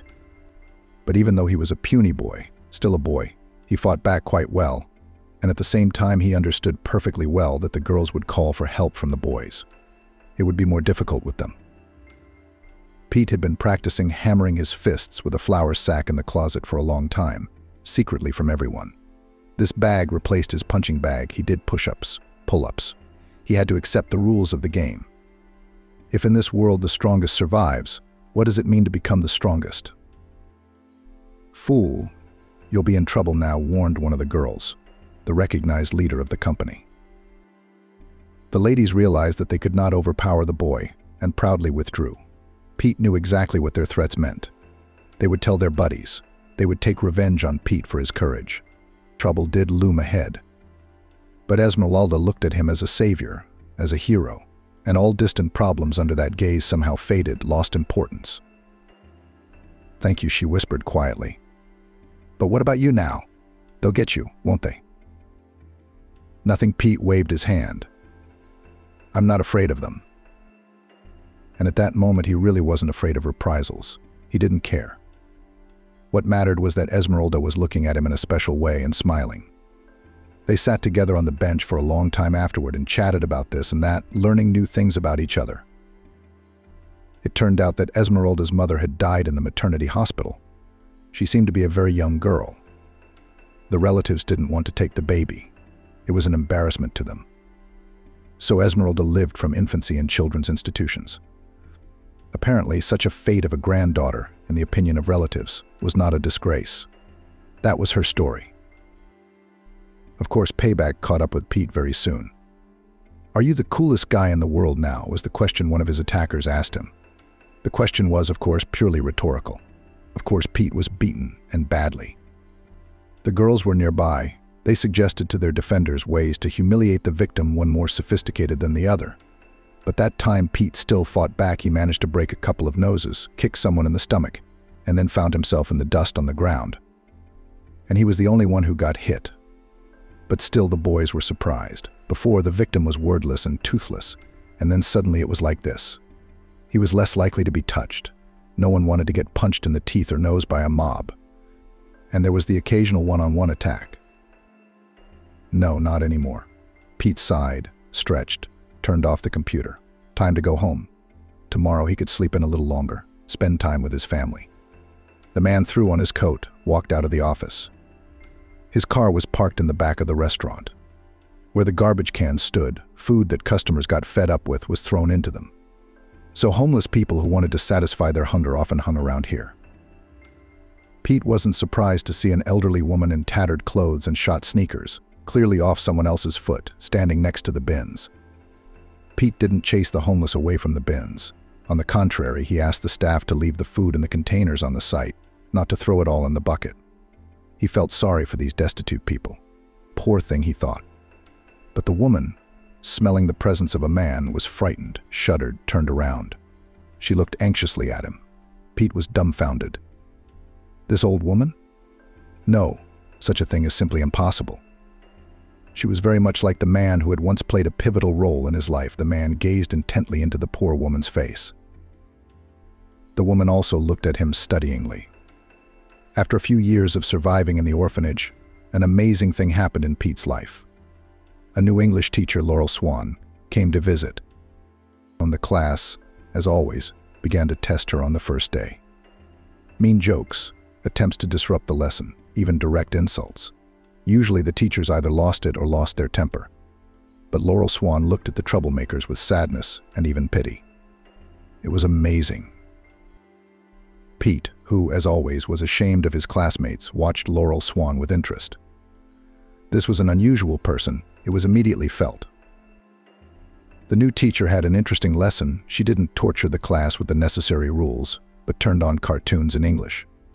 The pupils at first, out of habit, only tried to make jokes, but somehow they got involved. Even the most disinterested in learning bullies. Then Laurel Swan began to ask questions. Pete, to his own surprise, knew all the answers. As he answered, the teacher shook her head approvingly and smiled. She seemed to be impressed by the able pupil. She hadn't expected to find such a one here. Pete was no longer afraid of being pushed and taunted by the local bullies, so he answered as he saw fit. "You're an amazingly talented boy," she praised Pete when the others had left. And he realized that the teacher purposely did not shower him with compliments in front of his classmates so as not to arouse their envy. What an intelligent and sensitive person, Pete thought. "Thank you," said the embarrassed and delighted Pete. It had been a long time since anyone had been so attentive to him. "Tomorrow I'll bring you some textbooks to study with the kids. What about you? You should be interested in something else," Laurel said. And indeed, the next lesson she brought a bright, colorful textbook. There were many fascinating stories in the form of comics. "We will repeat the material with the students for now," said the teacher. "You don't need it." Read it and tell me if you understand it, Laurel Swan said to Pete. Pete delved into the reading. The bright pictures were pleasing to the eye. The boy was engrossed in the story, and he didn't notice how the lesson flew by. Did you understand anything? Laurel Swan leaned over the desk with a smile. I understood everything, but I didn't have time to finish it. Too bad. Interesting, Pete said. Take the book with you. You'll have time to read it. Yeah, you do? I bought it for my daughter, but she didn't seem interested. Let it serve someone, the teacher added. Laurel Swan made Pete's life happier and more pleasant, gave it a special meaning, and the other children liked her a lot too. It was a rare teacher who interacted with the class not through humiliation and insults, but through explanations, frank conversations on the heart. Both girls and boys were drawn to her. But it was obvious to everyone that Laurel Swan was Pete's favorite. But there were no objections. The classmates saw that Pete was making great progress in English. He helped them too. He never said no to anyone, even the ones who had recently beaten him up in the backyard. Pete devoured one after another of the interesting English books Laurel Swan brought him. Then the teacher handed the boy a player with several CDs. Reading is one thing, she said. You could use some listening too. English is a little hard to listen to, but you'll do fine. I know. Thank you, Pete said, but he looked at the player with doubt. It's expensive. There's no guarantee that the boys won't take it away from me. I'm afraid I can't take it. Laurel Swan seemed to understand. I'll make a deal with the principal, she said. He'll let you into the classrooms after school at certain hours when no one is here. That's where you'll study. Is that all right with you? Of course it is, Pete exclaimed. It was so nice to do something he loved and enjoyed in the silence of an empty classroom. It was not only learning English, but also a great opportunity to be alone with himself. This privacy Pete really lacked in the orphanage. And this is beautiful. Pete often talked to Laurel Swan about more than just English. They had become almost real friends. Pete told his teacher about his tragedy. It was so nice to share moments from the past with someone. The woman shook her head, sighing from time to time. Oh, you've had a hard time, Pete, she said. Not always the conversations between the teacher and the able pupil were so heavy and serious. Sometimes they laughed and joked, sometimes they discussed the news, sometimes they argued, and sometimes they were happy to find that they agreed. Esmeralda liked Laurel Swan too, but she was shy of the teacher. A girl of that age in general was afraid of everyone and everything. Pete saw that life in the orphanage had a negative effect on Esmeralda. Kind and sensitive by nature, she couldn't stand the pressure. At least now Esmeralda had him, Pete. He wouldn't let her get hurt. One day Laurel Swan suggested Pete enter a regional competition. He had to write an essay in English, decorate it with drawings, and send it to New York. Why, you've got a great imagination and a high level of language skills. You'll do great, said the teacher. Well, I don't know, Pete hesitated. Who is he? A kid from the orphanage. The other kids are homeschooled, they go abroad and tutor. How can he compare to them? I know, said Laurel Swan confidently. All you will succeed. What's there to write about? Pete asked. The theme is summer vacation. Describe the perfect day of your happiest vacation. I think that would be good. Pete thought for a moment. He knew right away what kind of day he would write about.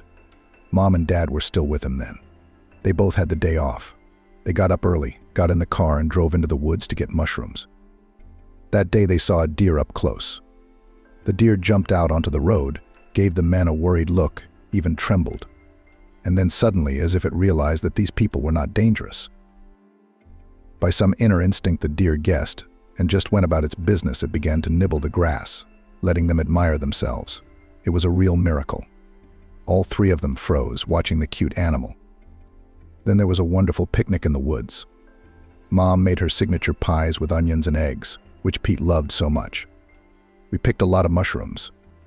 In the evening, Dad fried potatoes with them. Adrian showed up at the smell. He lived one floor down, and he knew what was coming. And here you are, you lazybones, he exclaimed. All three of them started talking about Adrian. Will you take me next time? the boy asked with hope in his eyes. Of course we will, his father promised. And that was today too. Should I take you with me? Well, did not guess something. But the promised joint trip never happened. Instead, Pete ended up in an orphanage. I wonder how Lexi is doing now. All grown up, I guess. Does he still remember his childhood friend, Pete thought. At that moment, he didn't know and couldn't know that not only had Lexi not forgotten him, but he was trying to make his way back to him. But it was difficult. The orphanage and its grounds were behind a high, blank fence. In addition, the site itself was located far away from the city. Lexi was just a kid. Still, he had come to the gate several times and begged the guard to let him in, or at least to send word to his friend. The guard invariably turned the boy away. Of course, he never sent any message to Pete. Juvenile visits were not allowed. Lexi's parents were going through a divorce and couldn't handle their son's requests. He begged them to go to Pete's with him, but to no avail. I don't have time, they said. And then, when the parents took pity on Lexi, well, how did they take pity? It was just a fight over who the son loved more. During this period, each parent tried to fulfill Lexi's every wish. Anyway, Lexi's dad called the orphanage to arrange a date. But Pete was no longer there. He was transferred to another place. And all thanks to Laurel Swan, her faith in a talented student. Pete learned all of this later, when Lexi found an old friend on social media. They met as if the years apart had never happened. Lexi is still Pete's best friend, reliable, loyal, always there for him. Laurel Swan insisted. Pete took the essay. It was a passion for the boy. It was so nice to remember that happy day. Esmeralda helped her friend and took care of the design. Pete was not much of a draftsman, but she was very good at it. Esmeralda drew a deer so cute, and most importantly, so remarkably similar to the deer Pete had once seen. I've never been in the woods, she smiled sadly. We'll go for a walk with you. When we grow up, will we get out of here? I wish we could. Maybe life will be better later. It will be. I've lived there. It's really nice there, Pete said. He was still surprised that Esmeralda had spent her whole life in those walls and had no idea what most people were like. Well, she would have a pleasant surprise when she left the orphanage. The essay won the prize and went to the all-Russian stage of the contest. Only this stage was not absentee. It was required to come to New York in person. The format was as follows: each participant goes on stage and receives a task from the jury to compose a story on a certain topic. You have to orient yourself lightning fast, improvise, fantasize. You can do it. You can definitely do it, Laurel Swan excitedly paced the class. You can win. I know you can. And the prize is a ticket to the future. Free education in a boarding school for gifted children. It's a really worthwhile institution. If you get there, you're lucky, and that's it. You'll become a successful person. Graduates from there are supervised and guided. First, the most prestigious universities queue up, and then employers. You have every chance, every right to have that future. Pete, who of course was already thinking about the future, realized how important it was for him to participate in this competition. It made him anxious and excited. What if he couldn't handle it? I will prepare you, Laurel Swan continued, as if she had heard the thoughts of her promising student. You are more worthy of this place than anyone else. We'll study hard. You'll do well. And indeed, Laurel Swan began to study with Pete separately on an accelerated program. The principal was happy about that. If his pupil won a competition of this level, it was a big plus for their orphanage. He allowed Pete and Laurel Swan to take the class after school, and even provided them with everything they needed: a VCR, a laptop, a record player. It's not enough, Laurel Swan worried. We have to do it on the weekends too. I'll talk to the principal. Maybe he'll let you come to my house on weekends, because you have a great potential, but you don't have enough base. You have to work hard, and everything will work out. The director said it's okay. Moreover, he even allocated money from the budget of the orphanage for bus fare. Not a huge sum, but still, for the first time in many years, Pete was alone in the city. He waited for the right bus, got on the empty seat. It was so nice to ride through the city like that, looking out the window. Laurel Swan met him at the bus stop. It was a little unusual to see her outside the school office, but it was nice too. Their path wound through the park. They chatted, laughed, joked. Pete suddenly imagined that he was just an ordinary kid. He was no different from the boys around him, was he? And there he is, walking next to his aunt or even his mom. They're talking about something, smiling. It's a typical picture. The people around them don't realize that this is what happiness looks like. For them, it's all routine. It's amazing how complicated life is, Pete thought. There's my house, Laurel Swan said. Pete looked around at the high-rise buildings, a standard dwelling in a typical yard. He'd lived in one like it with his parents, and he'd go back there to his own apartment. When he turned 18, Laurel Swan's apartment was exactly like his parents', which made it seem familiar. 2 rooms, a small but cozy kitchen. Pete looked around with interest. It was obvious that Laurel Swan was not a rich man. Simple furniture, inexpensive wallpaper. But there was a special atmosphere in these rooms, warm, soft, soothing. It must be nice to live here. Pete knew Laurel Swan had a daughter, Linda, about his age. I'd love to meet her. Laurel Swan must have raised an interesting person. The boy hoped it would be wonderful to be friends with the teacher's daughter if he could make another friend. There were so few of them in his life, after all. The teacher never talked much about her daughter. They discussed all sorts of things, but not Linda. That was even more interesting. The boy had no idea what she was like. But as soon as Linda entered the apartment, Pete realized that they were unlikely to become friends. Laurel Swan was at that moment explaining to a student at the kitchen table the rules of constructing complex English sentences. A kettle was boiling on the stove, and an apple pie was cooking in the oven. Pete was anticipating a pleasant tea party, and then the door rattled open, and a teenage girl appeared on the doorstep. A daring miniskirt, revealing long, skinny legs with sharp knees, a tight top, thick platform shoes. Her short hair was dyed a strange green color, her large eyes thickly lined with black. Her eyelashes were clumped together from a thick coat of mascara. Pete stared at the girl in surprise. He had imagined Linda quite differently, not a Turgenevian young lady, of course, but not like that either. This Linda reminded him subtly of the aggressive girls from the orphanage. And it wasn't about her appearance. Well, maybe the girl likes this image? She has the right to express herself. The essence was something else, a cold, prickly look, contemptuously compressed lips, deliberately swaggering manner of movement. Linda, hello. Laurel Swan smiled at her daughter. This is Pete. I told you about him, remember? He's getting ready for the pageant. Hi, the boy waved his hand. Linda gave the guest a haughty look and turned to her mother, ignoring the greeting. Do you have anything to eat? I won't be long. Laurel Swan scurried to the refrigerator. Yes, of course, she said. I'll eat in my room, Linda said, and left. Pete was embarrassed by the scene. Linda appeared to be an insolent and boorish person. Laurel Swan seemed to be ashamed of her behavior. Soon, loud pop music came from the room. Laurel Swan took a plate of pilaf to her daughter. Pete could hear the teacher trying to get her daughter to turn the music down, as it was impossible to study in such a noisy environment.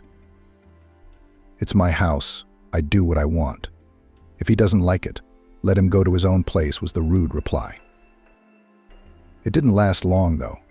Linda changed her clothes and found herself at the door again. This time she was wearing ultra-short shorts. What are you looking at? She said menacingly to Pete. Do you like me? Pete blushed. Where are you going? When are you coming back? Laurel Swan became alarmed. She hadn't made a single comment about her daughter's appearance. It would have been useless to do so, apparently. None of your business, the girl said rudely and slipped out the door. Well, now we can get on with the class, Laurel Swan smiled sadly. Why? Why is she like that? Pete couldn't help but wonder. After a moment, he realized that such talk could be unpleasant for the teacher. But Laurel Swan sighed sadly and sat down opposite him. You're a big boy, you understand a lot of things, she said. I just couldn't cope with raising my daughter. I will teach other children, but myself. A cobbler without boots. Laurel Swan raised Linda alone. She was never married at all.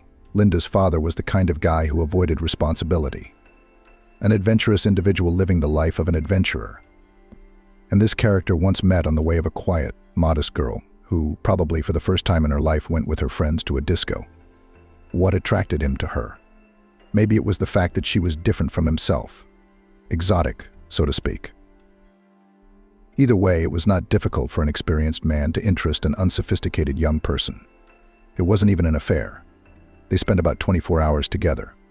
The young lady was in slight shock at how many events contained in these hours, where she had been, what she had seen. Linda's father knew how to be interesting, knew how to organize exciting leisure time. He tried on different roles and masterfully played them himself, enjoying it. The morning he vaporized, as if he was not there. The girl managed to fall in love with him. She was looking for a mysterious beau for a long time, but he seemed to disappear into the water. Most likely, he was irrepressible. Laurel Swan had a daughter to remember the tumultuous but short-lived affair. I was even glad then, she said. For a long time I hoped that he would come back. And here I am with a baby. I thought his heart would be moved. We will live together. Then I realized, of course, that it was all just nonsense. Laurel Swan by that time had already graduated from the Teacher Training Institute and managed to get a job at the local gymnasium. She had to go on maternity leave. Money was tight. Laurel Swan lived with her mother in this very apartment. The old woman's pension was small, and her child allowance seemed even smaller. So Laurel Swan took up tutoring, running around all day in other people's apartments. She pounded hard truths into the heads of mostly neglectful students. Their parents were willing to pay a lot of money to make their children speak English. But the children themselves did not want to learn the language. Laurel Swan had to break through the wall of reluctance, and sometimes even disgust. Not a very pleasant occupation, but it paid good money. Linda was being looked after by her grandmother, and she was the first to notice the warning signs. Something she is some kind of too capricious. Always she is drawn somewhere, complained the old lady. She doesn't listen to me at all. I punish her blindly, but she does not care. Today she cut off my favorite sweater with scissors to spite me. Especially still looked at me, waiting for a reaction, continued to complain grandmother. And then she said, "I'm sorry, Mom." Well, something like that, Laurel Swan objected tiredly. And only 2.5 years old. What revenge? What disobedience? The child is just learning about the world, that's all. It's normal. Laurel Swan loved it when her daughter would run to the door in the evening. The first thing she did was to look in the bag, looking for something tasty, and always found a chocolate bar, or sweet fruit, or flavored buns.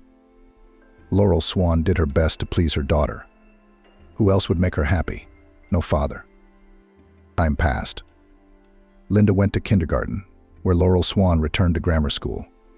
That's where the trouble started. Now the teachers were complaining about Linda. She hits other kids, encourages the boys to play pranks, spits when she's in the wrong. The woman promised to talk to her daughter to improve the situation, and she did. But with her mother, Linda behaved like a real angel. It seemed that everyone was slandering the poor girl. The grandmother, the teachers. And then Laurel Swan's mother died suddenly, a heart attack, and the woman was left alone with her daughter. It was just about time for Linda to start first grade. But then Laurel Swan herself had to admit there was something wrong with her daughter. Linda categorically refused to learn. The girl was prepared for school at a fee-based center. They didn't talk about the problems there. Why scare clients who are paying good money? It turned out that Linda can neither read, nor write, nor operate even the smallest numbers. And worst of all, she doesn't want to learn those skills. Laurel Swan worked very hard. She practiced with her daughter every day, patiently endured her whims and reproaches. Only threats worked. Read the page, solve the examples, then you can go outside. Otherwise you'll stay home, Linda. The street beckoned to her with a terrible force. Sitting at home in 4 walls, it was for her like a prison. The girl shouted at her mother, called her names, threw notebooks and textbooks at the wall, and still had to fulfill the requirements of the parent. Then Linda was even weaker than her mother, physically weaker. And then, when she was older, Linda simply pushed Laurel Swan aside and went outside or ran away when she was at work. A woman couldn't guard her daughter 24 hours a day. Sometimes Linda just didn't make it home from school, going straight out to travel the neighborhood in the company of dubious friends. Laurel Swan was worried about her daughter and didn't know what to do. Prohibitions didn't help. In addition, Linda cheated, insulted her mother, took valuables from the house, which it seems then sold. She needed something to entertain herself with. Laurel Swan first smelled cigarettes on 10-year-old Linda. After getting drunk, the teacher's daughter showed up for the first time when she was 13. Laurel Swan talked a lot with her girl, told her how such behavior can turn out, what troubles await teenagers on the street. But Linda only smiled and looked down on her mother as if she were a fool. "What do you know about the free life, about the street?" she used to say. "You've spent your whole life fulfilling other people's wishes and expectations, parents, neighbors, and all that. And I don't care what people say. I was born free. And you're angry about it. I'm not like you." It was the truth. Linda, both in appearance and, most disturbingly, in character, took after the father she had never known or seen. There it was, the monstrous power of genes. The same frivolous adventurer, the same liar and actress, the same rule-breaking adventurer. Laurel Swan fought for her daughter. She still hoped that nurture could overcome genetics. The woman took Linda to psychologists and psychotherapists, tried to become more of a friend, and give the girl more freedom. All in vain. The older Linda got, the more the chasm unfolded between them.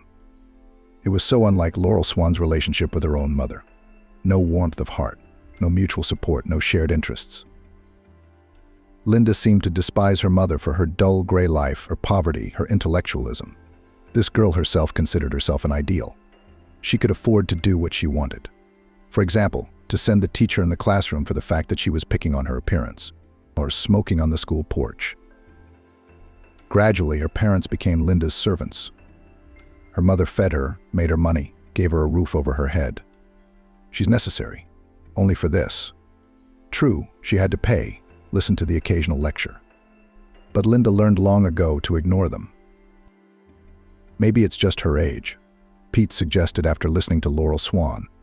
There was so much pain in her eyes that he wanted something to comfort her. "That's what I hope," she replied. "As time passes, Linda will calm down, come to her senses. Think about the future, so long as nothing bad happens to her in the meantime. I'm so scared for her. Well, we're getting a little distracted. You need to study. Open your textbook to page 3. Pete came to Laurel Swan's house every Sunday. They studied hard for the pageant. They also drank fragrant tea with delicious homemade pastries and talked about very interesting topics.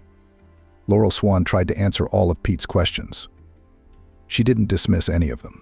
She was wise, empathetic, and worried. Sometimes Linda was home during these sessions. One day she piled into the hallway, drunk at 15. She reeked of booze, tobacco smoke, and the girl's legs were a mess. It was late morning. It looked like Linda hadn't been home last night. The girl passed out in the hallway. Pete helped the teacher drag her senseless body to the bed. "It's just the way we live," Laurel Swan sighed later. "Nothing works on her. Linda was even worse than the violent girls at the orphanage. Those were toughened by their hard fate and the need to fight for survival. And Linda, why? She has clothes, and her own room, and delicious food. And most importantly, such a wonderful mom." Once, in Pete's presence, Linda insulted Laurel Swan. She tried to ask her daughter if she would be back for dinner. The girl was irritated about something. She unleashed an angry tirade on her mother, and Pete stood up for Laurel. "But she doesn't deserve to be treated like that," he said. And then something happened that the boy never expected. Linda jumped up and slapped him so hard that his eyes went black. "You're going to tell me what to do in my own house?" she shouted. Linda's eyes burned with evil fire. "You bitch." From then on, Pete thought the girl was crazy sick. "Well, it happens. Not necessarily. People with mental illness look like fools.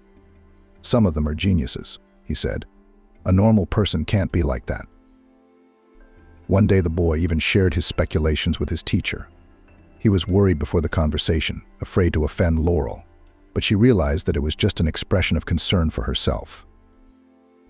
"No, there's nothing wrong with her mentally. I've had her seen by several psychiatrists since she was a baby. The verdict is clear, everything is within normal limits," Laurel replied. Pete didn't tell anyone about Laurel's daughter. The teacher didn't ask him specifically, but he understood it himself. He only shared it with Irina. They always told each other everything. Silly Linda doesn't understand her happiness, the girl shook her head. I wish I had such a mother. Irina felt sorry for the kind teacher. Other children were drawn to Laurel, even the worst bullies.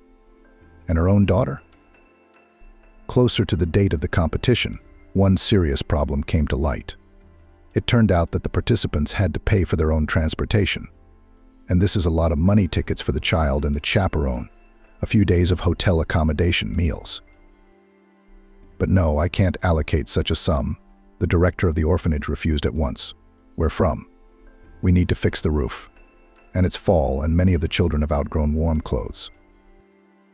Pete heard Laurel Swan persuading the director of the orphanage, convincing him that Pete's participation in the contest was a chance for a normal life. Then she tried to prove that his win was good for the orphanage. You're going to get so many sponsors after this. They will fix the roof, buy clothes for the children, and make a sports field, she said. He still has to win. And where are the guarantees? Objected the director. He has great potential, no doubt. But I don't believe that our pupil could beat everyone at an event of this level and scale. Pete was catching every word, and everything was tightening inside him. Could it be that because of financial difficulties he would not even go to the competition? It turned out that he had practiced, tried, and hoped for nothing. The boy had a goal, a dream, and now he felt like the ground had been knocked out from under him. I'll think of something, Laurel Swan promised Pete, who was barely holding back tears. Don't worry, I'll find the money and we'll go to the pageant. You'll see. Laurel has since begun to pound the doorsteps of the administration.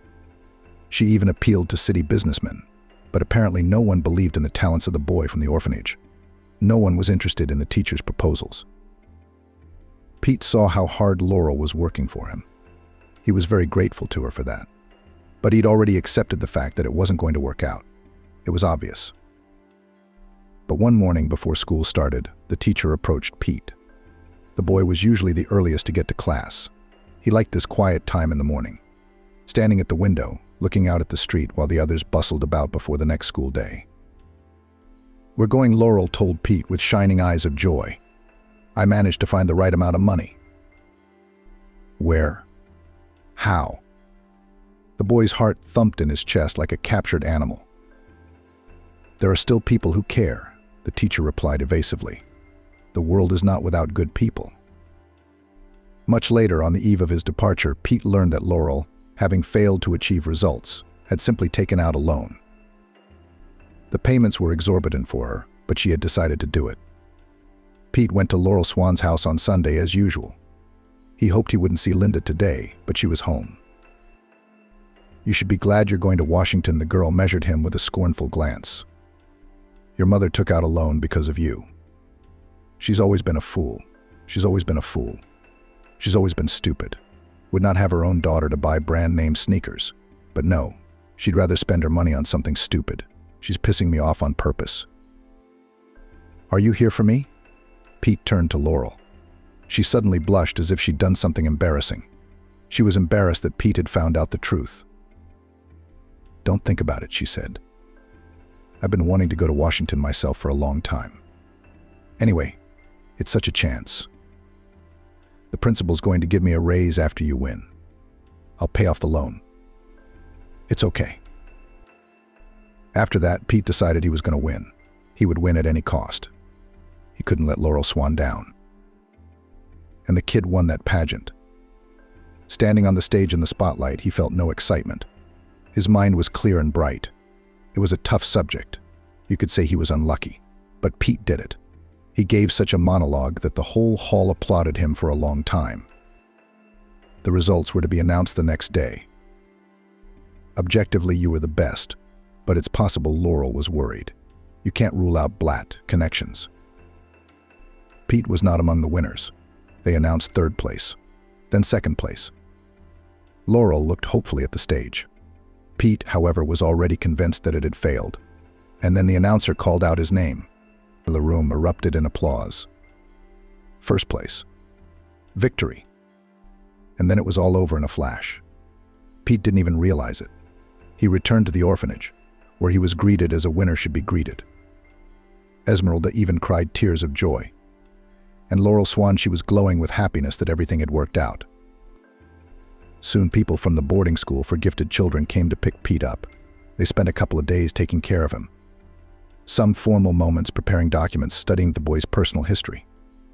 Pete realized that they were taking him somewhere to a new life, which he deserved, according to Laurel Swan. He had a future now. A brilliant future. Pete would become strong, smart, wealthy. He won the lucky ticket thanks to Laurel, of course, and the support of Esmeralda. They're the ones who are very hard to part with. They're the people closest to Pete. Esmeralda's a bit of a worry to leave behind. How's she going to be here without him for another 3 years? Who's going to protect her? Laurel promised to keep an eye on her. Still, it's scary and sad and hard. It would be a long time without seeing her loved ones. On the other hand, it's worth it to be patient for a few years. After all, then Pete will become an influential and wealthy man, will do everything for it. And then he would thank Laurel and make Esmeralda's life a fairy tale. The second point Pete managed to realize, not immediately, of course. First, the boy spent 3 years in a boarding school for gifted children. It was a real palace with a magnificent garden. A separate room, classrooms, equipped with the latest technology. Smart, motivated kids. Pete finally made friends here, local kids. He had a lot of common topics and interests, so friendships formed somehow by themselves. The teachers noticed the smallest abilities of their students and tried to develop them. They were very pleasant and educated people, communication with whom enriched and developed. But Pete had never had such a warm relationship with anyone as he had with Laurel. He often remembered his teacher, worried about whether it was hard for her to pay off the loan, whether Linda was hurting her. After graduating from boarding school, Pete entered the University of Washington without exams.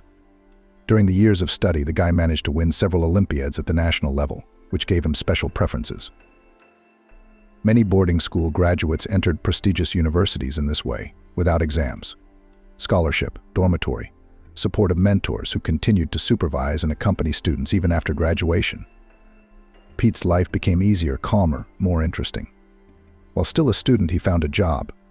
He was hired by a large tour company as a translator. Pete began to earn good money. That's when he was finally able to return to his hometown. And he was eager to see Laurel and, of course, to find Esmeralda. Finding Esmeralda was no problem. The director of the orphanage gave the address of the apartment, which the girl received after graduation as a round orphan. It was some kind of barrack-type shanty town in the middle of nowhere. Always drunken neighbors, mountains of garbage everywhere. Esmeralda graduated from college and now worked as a dressmaker's assistant in an attire. She made a pittance, lived in a hole. "I never thought you'd come back." Esmeralda's eyes shone like 2 bright stars at the sight of Pete. "How grown up are you now? Are you handsome?" "How could I leave you?" Pete smiled, hugging her. "I missed you so much. You won't live here anymore. You won't stay a single day in this horrible house." That same evening, Pete helped Esmeralda move into her parents' apartment. It had been empty the whole time. The old neighbors were gone, the older ones had died. The younger ones had moved out. Too bad. It would have been nice to talk to old friends, Pete sighed. But the main thing is that Esmeralda will have a normal life now. I'll feel better.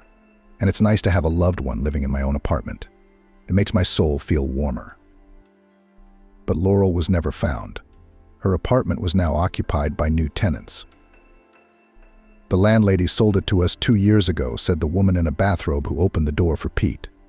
"She and her daughter had moved somewhere in the country, I think. I don't know the details. I don't need to know." Pete returned to Washington and continued to study and work. But now every vacation he returned home to Seattle, where Esmeralda was waiting for him. After graduation, Pete was hired by the State Department. The position was offered at once responsible and highly paid. As Laurel Swan had once assumed, winning a prestigious competition became Pete's ticket to life. Now he was being guided and supervised. The boy's life seemed to run on carefully laid rails. Everything seemed to work itself out. Pete bought an apartment in Washington. Esmeralda moved in with him. They got married. Pete was moving up the career ladder. He had to work hard, but it paid off.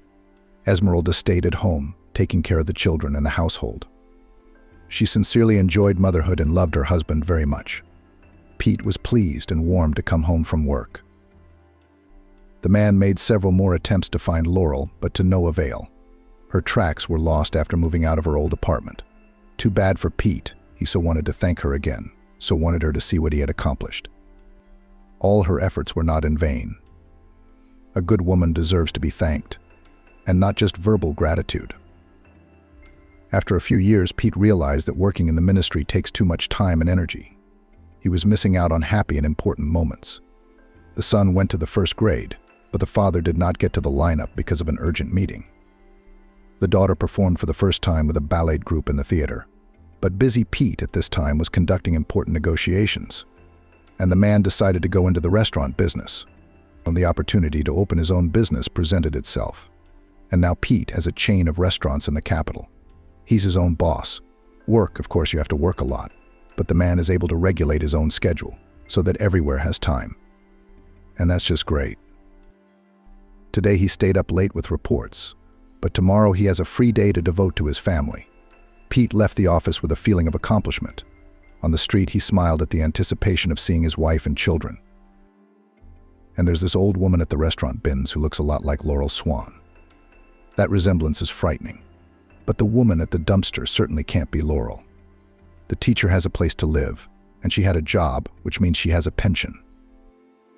"Hello, Pete." The woman smiled sadly. "Is this how you've grown up? Handsome, mature, strong. Just like you always dreamed you'd be." "Laurel Swan?" Pete asked in disbelief. The woman nodded her head. Pete invited her into his office. On the way, they both expressed their joy at the chance meeting, each in their own way. Laurel smiled warmly and a little embarrassed. Pete was talking excitedly about his life and how long he had been looking for her. Finally, they were in Pete's office. "It's nice and cozy here," the man said, and gestured for Laurel to sit down on a comfortable couch in the corner, placed especially for visitors. Then he made coffee for the guest himself, put cookies in a plate for the visitors. Usually Lexi's secretary took care of the guests, but at this late hour, of course, she was at home. "Laurel, it's just amazing that we met. I've been thinking about you so much, looking for you for so long. I wanted you to know how much I've achieved thanks to you." "Thanks to yourself," the older woman corrected, looking at Pete with pride. "Talented, persistent, hardworking. That's what made it all work. You know very well that if it hadn't been for you, I don't know who I'd be now. A good man. You'd still be a good man without me, and you'd still be a success. Maybe not so soon. Of course, kids like you with a backbone, you can tell. You can trust me. I have a lot of experience."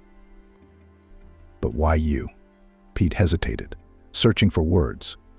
"How did you end up in this position? It's obvious that you need." "It's obvious I'm old," Laurel Swan sighed. "And speak plainly." It was obvious that she was uncomfortable in front of her former student, ashamed that he could see her in this position.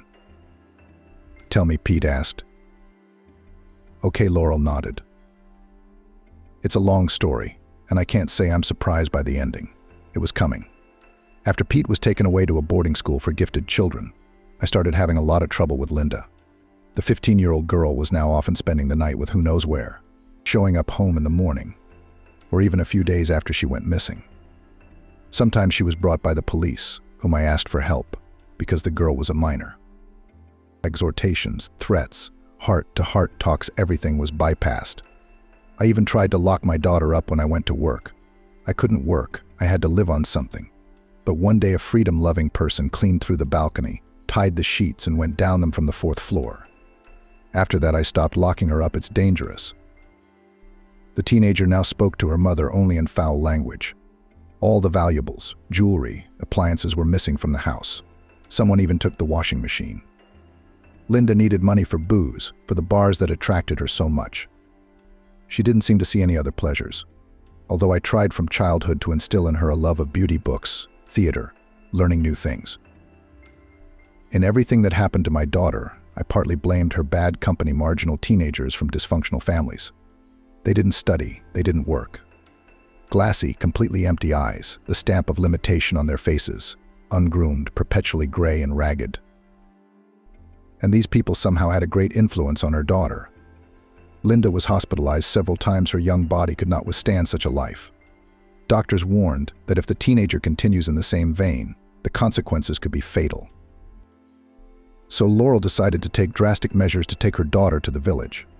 Yes, sell the apartment, buy a house in a remote village, away from civilization. Fresh air, physical labor, breaking old ties. And the change of scenery itself, according to the desperate mother, should have brought Linda to her senses. It was hard to get out of her own way like that, to leave everything behind and sell the apartment. And there was no guarantee that Linda would get better. But I had to try.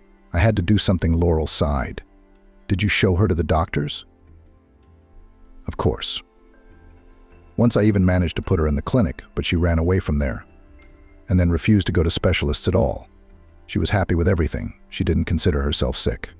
It's not like she had to be carried around on a horse. Linda was furious when she heard her mother's decision. At first, she refused to go with her to the village, so Laurel went to her new place of residence alone. The woman was at a loss. She had only made the move for her daughter's sake, and Linda had found a way to stay in the city, living with someone from her company. It seemed that Laurel's move had backfired. She herself had pushed her daughter closer to those she had tried to keep her away from. But then Linda was back, angry, thin, wrinkled. She was quickly turning on those she so loved to spend time with. Apparently, she lived with one of her friends, but the cramped overcrowding, the lack of money, the constant yelling and fighting, such conditions did not suit her. And she had to live on something. So Linda gritted her teeth and returned to her mother.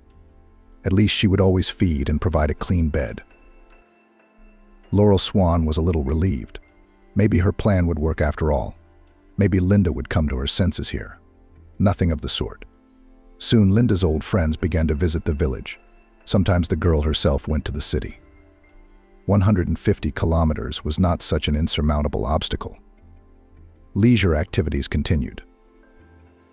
Moreover, sociable Linda, and in the village, found a similar company. There was one overgrown, garbage-strewn house with a leaky roof. In it lived a woman with 5 small children from different fathers. Maybe the lady herself did not know who her children were from, as she was almost always drunk. In this house there were endless parties, in which Linda took part with pleasure.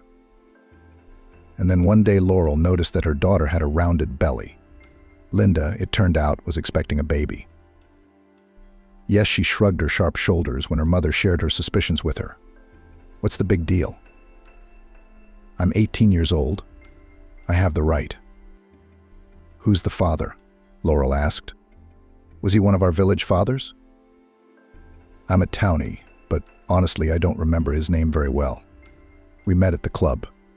To be honest, I can hardly even remember what he looked like. Well, it's just like you used to be. Doesn't it remind you of anything?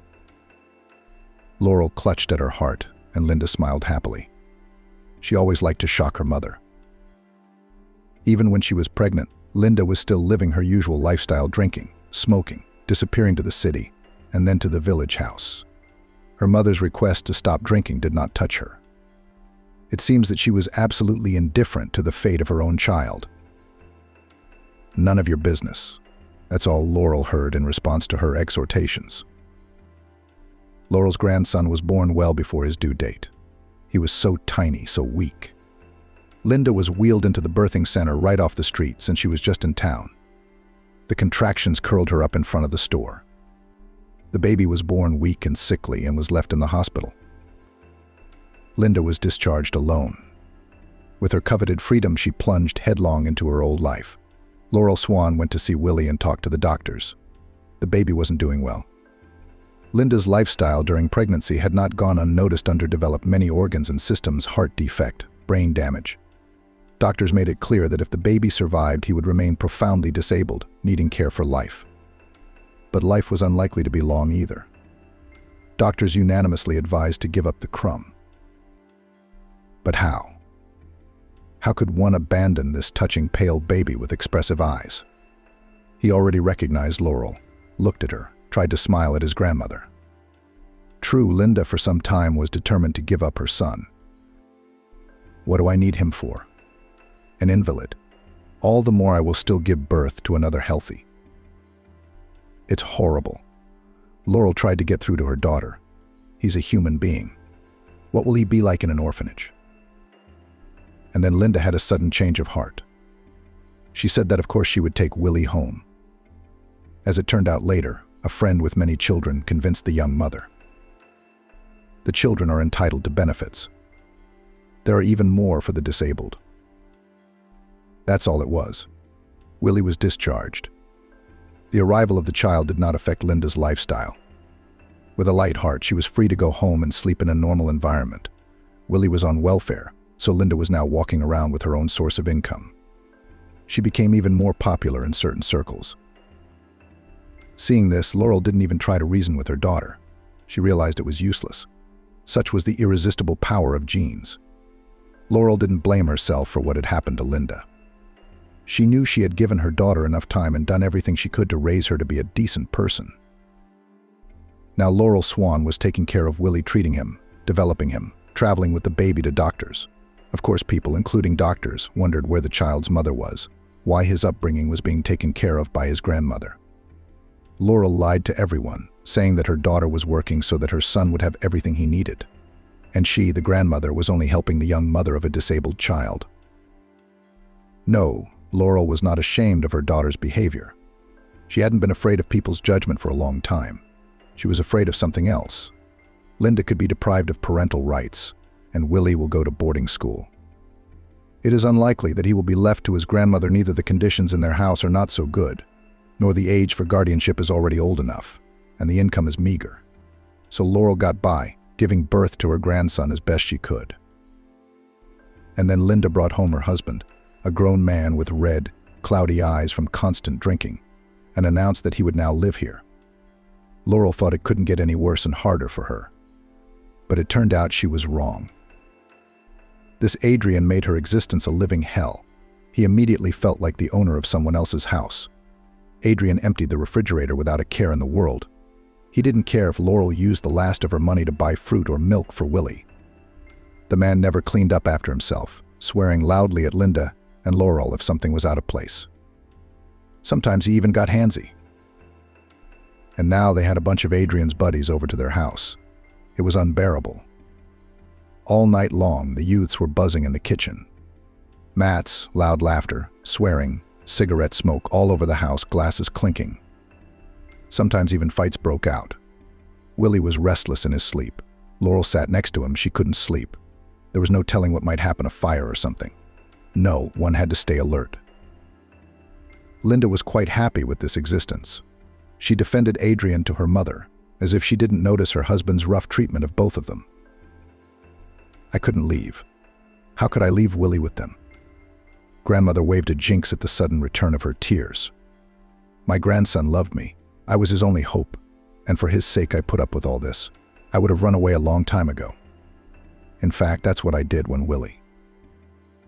From the very beginning, the disabled boy was expected to live a short life, but grandmother hoped for a medical error and the power of modern medicine. At first the kid seemed to be doing well, but then the disease took its toll. Every day the boy grew weaker, thinner, became indifferent to what was happening. Nothing pleased him.